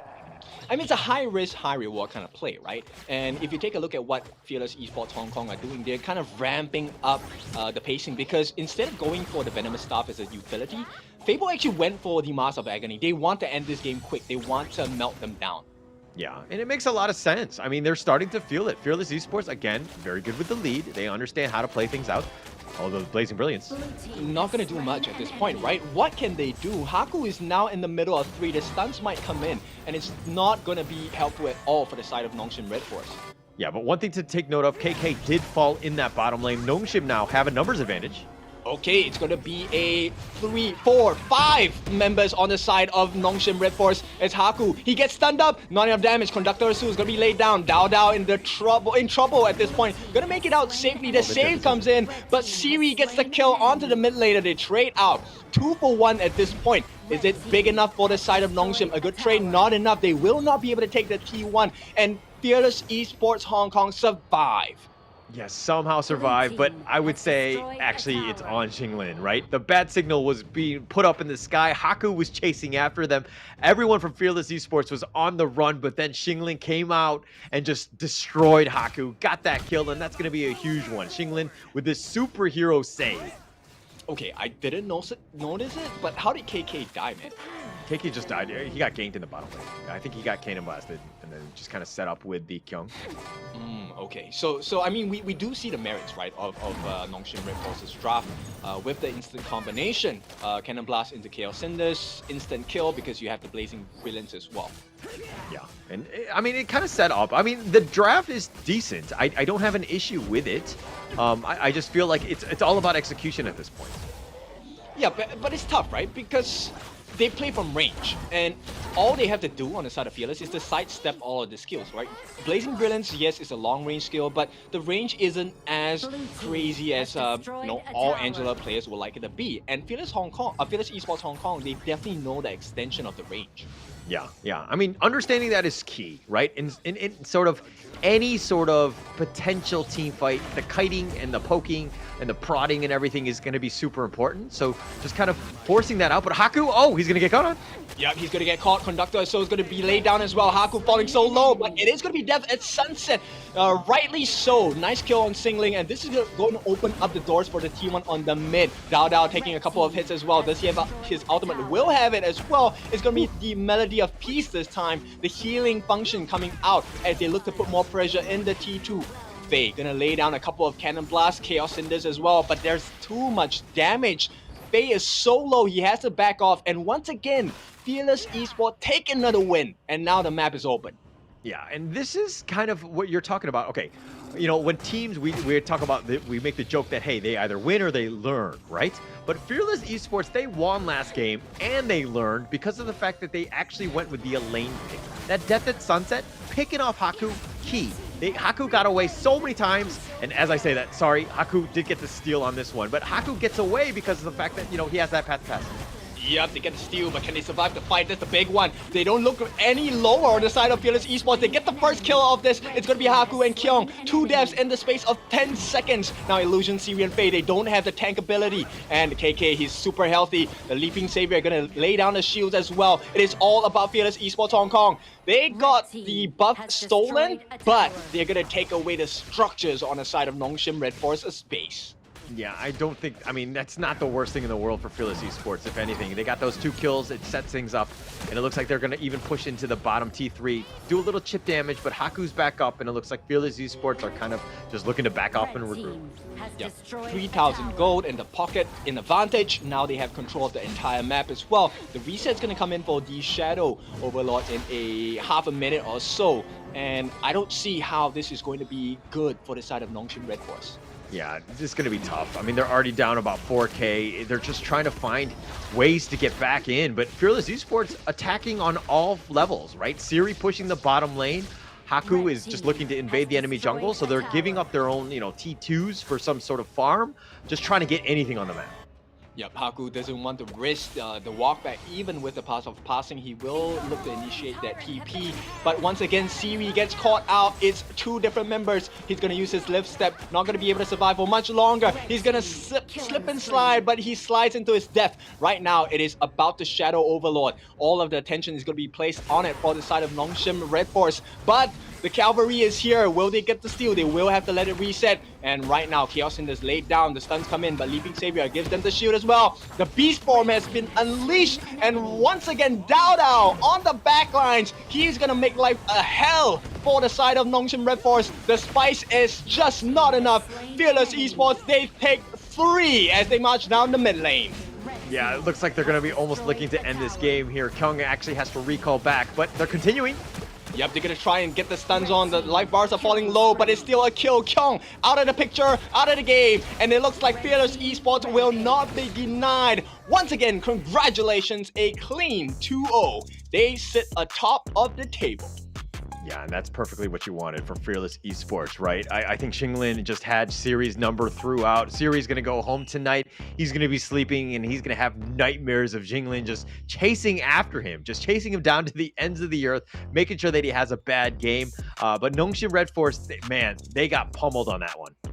Yep, he's gonna need to go for a software upgrade at this point. Firmware upgrade, whatever upgrade there is, right? Whatever updates. But what a game from Fearless Esports Hong Kong. It never really felt like the game was out of their control. Yeah, they were in full control. I mean, throughout. I mean, there was a little bit of back and forth in the other game, and that's always the test, where you're just kind of like feeling the water, seeing how we're going to get it. But once they had a couple openings and they just turned it on, and it was just pretty much all Fearless Esports from then on. Yeah, exactly. And for once, we see the Tyrants here having some success onto the Gorge now. And it looks like it's not the hero, it's the player. Okay. No, I do agree with you. I think he had a great game on this one. I mean, he really stepped up. 3-1-6. He had about 8,000, which is only second to the team. I mean, only to Xinglin. But man, Xinglin, this guy is on another level. As the Clash laner, he's so independent. He's a strong, independent man in that top lane, just doing so much damage, making his impact heard or felt throughout the entire game. Yeah, and you know what? This time Fable really did it for me. His choice to go more aggressive in itemization first really changed the game because he put a stop to the growth on the side of Nongshim RedForce. Take a look at the damage that they dealt across the board. This time, it's much more even across the entirety of Fearless Esports, right? But 66,000 and 62,000 coming out from Dao and Fable, they were so painful. Yeah, so painful. And of course, that's just hero damage. I mean, we talk about how Fearless Esports are just so balanced across the board, right? In terms of it, like, all the players, everybody's stepping up, everyone understands their roles, and they're just kind of taking the fight to Nongshim. They were not able to recover from this, trying to struggle, and the goal graph speaks of this, right? In the sense that it was almost all Fearless Esports almost the entire way. Yeah, a steady bubbling growth, right? And This is all because they understood, hey, let's not make the first mistake here. They took the first blood instead, right? They learned from their mistakes. Like you said, game 1, they gave the kill over to the Ogren. So Haku had a great start in game 1. But this time they say, no, Haku, you will not get the first blood. We will take out your members instead. Yeah, and I think that Nongshim, going into this one, they were like, this is the draft we want. It could not have been any better for them. So I think that, again, considering they picked the same draft in 2 games back-to-back, says that this is the draft that we want to test and we want to go with. But the fact that Fearless Esports dominated in both of them, this has got to be very discouraging as Nongshim, and they need to go back to the drawing board.